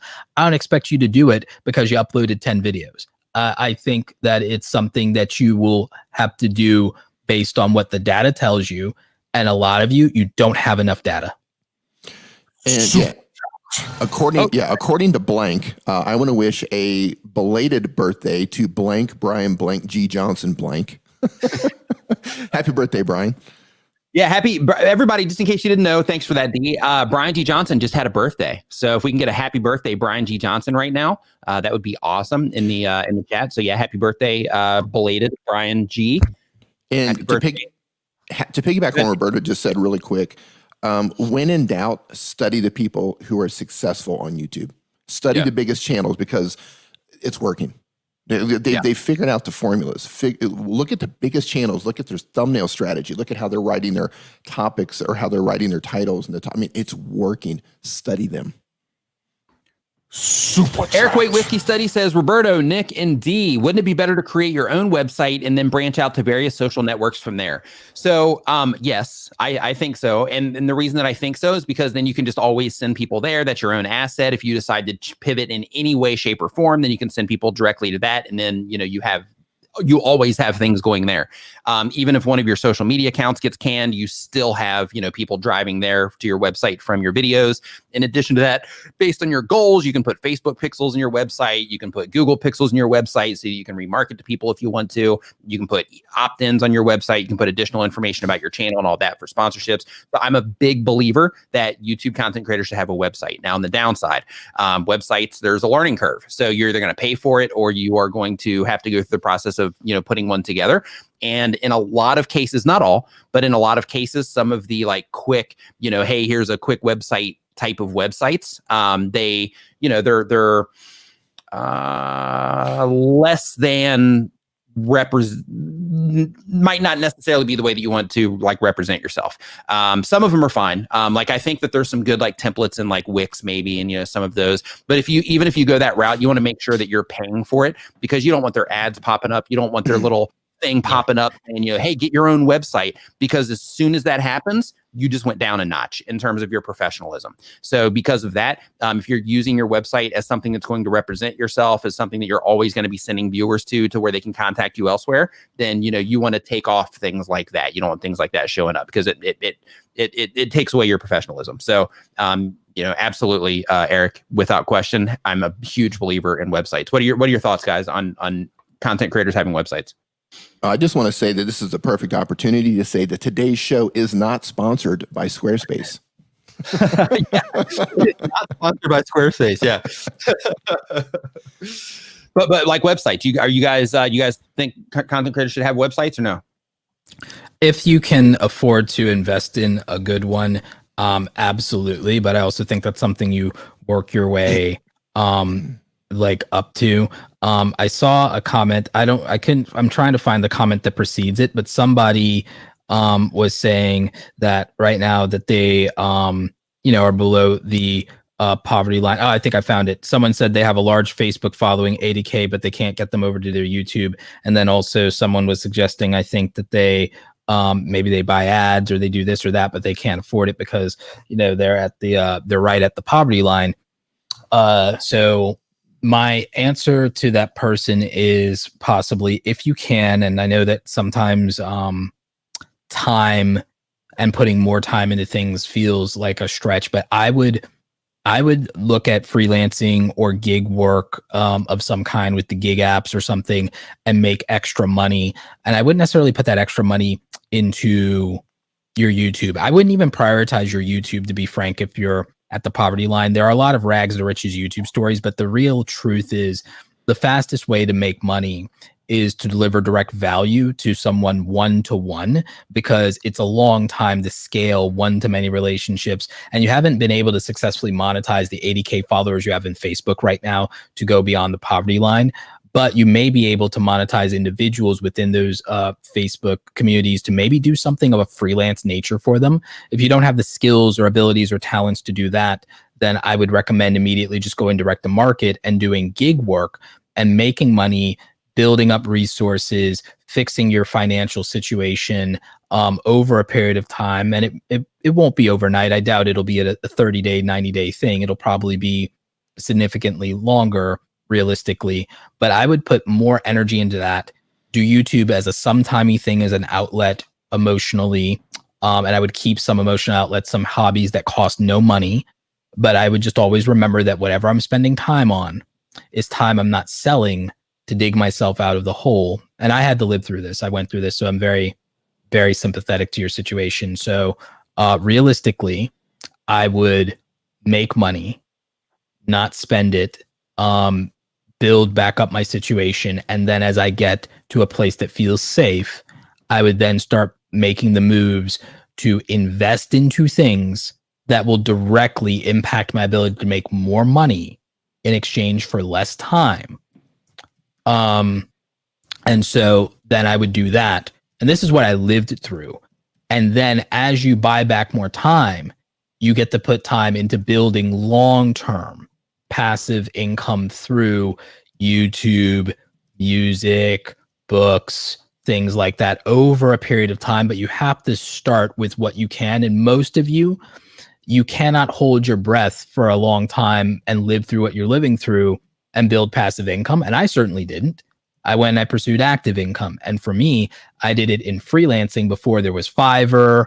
I did it back when there was like freelancer.com, Elance and Odesk. Now those two companies became Upwork. So you can go to Upwork and there are gig things. There wasn't Uber, Lyft, DoorDash, and Rover and Instacart when I was doing this stuff. There are more opportunities to make cash in hand. I used to do it the old school way, help move furniture, clean up debris, clean up yards. I always did that, even in my 20s for spare money. I invested my money into a camera so that I could do weddings on the weekends, even for people who were cheap. I would just do it and make a couple $100 in a day on the weekend, even though I was underselling. And so I would do whatever it takes to make more money legally, do whatever it takes, change your circumstances. Then as you buy back your time and you get more safe or more comfortable, then you can pursue things like YouTube for long-term passive income if you have the talent to make it successful. Roberto Blake. So if people want to know more about you, they want to have you for consulting, they want to get your YouTube starter kit, any of that stuff, where do they find it? You can find it at awesomecreatoracademy.com. And for the YouTube starter kit, we have a coupon right now. Holiday 30 will get you 30% off. And that will go through to New Year's week. So you have some time on that. But I would recommend that everybody who might be financially strapped or you want to spend more money on presents, that even though I have some deals for the end of the year and new year, and prices could go up in the new year depending on what happens. But right now, I would tell people, take advantage of my free content as much as possible. Don't do coaching with me if your channel isn't monetized, or if you just straight up don't have disposable income, because I'd rather you invest that money into changing your circumstances and do it faster, because YouTube will not change your circumstances overnight 99.9% of the time. It will take considerable time and effort and investment.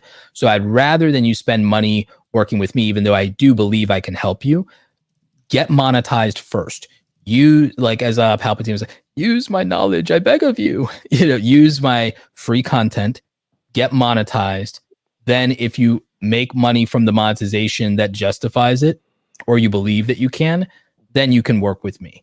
In the meantime, if you have the spare cash and you want to use something like the YouTube starter kit, right now, take advantage of the deal. Get 30% off with Holiday 30 as the coupon code. Don't think you have to go out and buy. We all probably will sell a YouTube course at some point. You're working on one, Nick. I'm working on one. You should absolutely be working on one, D. I want to caution anybody, like, courses do work for some people. But I don't believe in buying courses if your channel is not monetized. I think the best use of your money if your channel isn't monetized, or if you're not making money on YouTube, is go buy Brian G. Johnson's BookTube Ritual. If you're going to learn YouTube, use our free content, and buy Tube Ritual.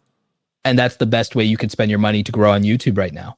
You don't need it, and buy Tube Secrets. Spend less than $30, buy Tube Ritual and buy Tube Secrets. Read it cover to cover. Take notes. Buy yourself a handy dandy notebook. Watch our content, our free content. Handy dandy notebook, and get yourself up and running. And if you want to make money, you're more likely to make money faster doing freelance work or making a t-shirt that's cool, not your logo, but making something just like really dope and selling it in Teespring and Spreadshirt. You're likely to make $100 faster than waiting for YouTube ads. Like, I know it's wonderful to watch YouTube success stories. It's wonderful to watch the Draw My Life stories. It's wonderful to watch all these people get to these huge milestones. But realistically, it's not going to happen in 30, 60, or 90 days. And some of you are really struggling and you need money right now. And you need to do the best you can with what you have, even when it's not a lot. Exquisite Lifestyle. Welcome to the Niminati. Make sure that on the YouTube channel here, there's member-only videos in the description of the video. There is a link to the members-only Facebook group. Make sure that you go and join that Facebook group. That's where we do our live streams. And also, when you join the Facebook group, fill out all the questions on the way in, because that's how I verify that you're a member. D, brother from the same mother. We could have a different mother. I mean, we've actually... We've never put this to the test, actually. That's true. That's true. Yeah. I'm willing to do a DNA test live online. I'm not. Yeah, I'm not. But so for you, for people who want to know more about you, they want to find you. First off, we've got links to their channels down in the description below. But D, for you, where do people find you? You can search for D Nimin anywhere, or you can go to dnimin.com, and that's going to forward right over to my YouTube channel where it's all free content. Like Roberto says, dig into the free content first. There's so much information out there for free that can help you get up and running. You don't have to jump in and just, put yourself in debt I hate to tell people not to buy a course if there's people in here who are selling courses, but I totally agree with what Roberto says. If you are, look, times are tough for a lot of people right now. And if you're one of those people, there's so much free content. Take advantage of that free content. And dnimin.com will take you to my YouTube channel. So if you're making content with your phone, I got you. I'll see you over there.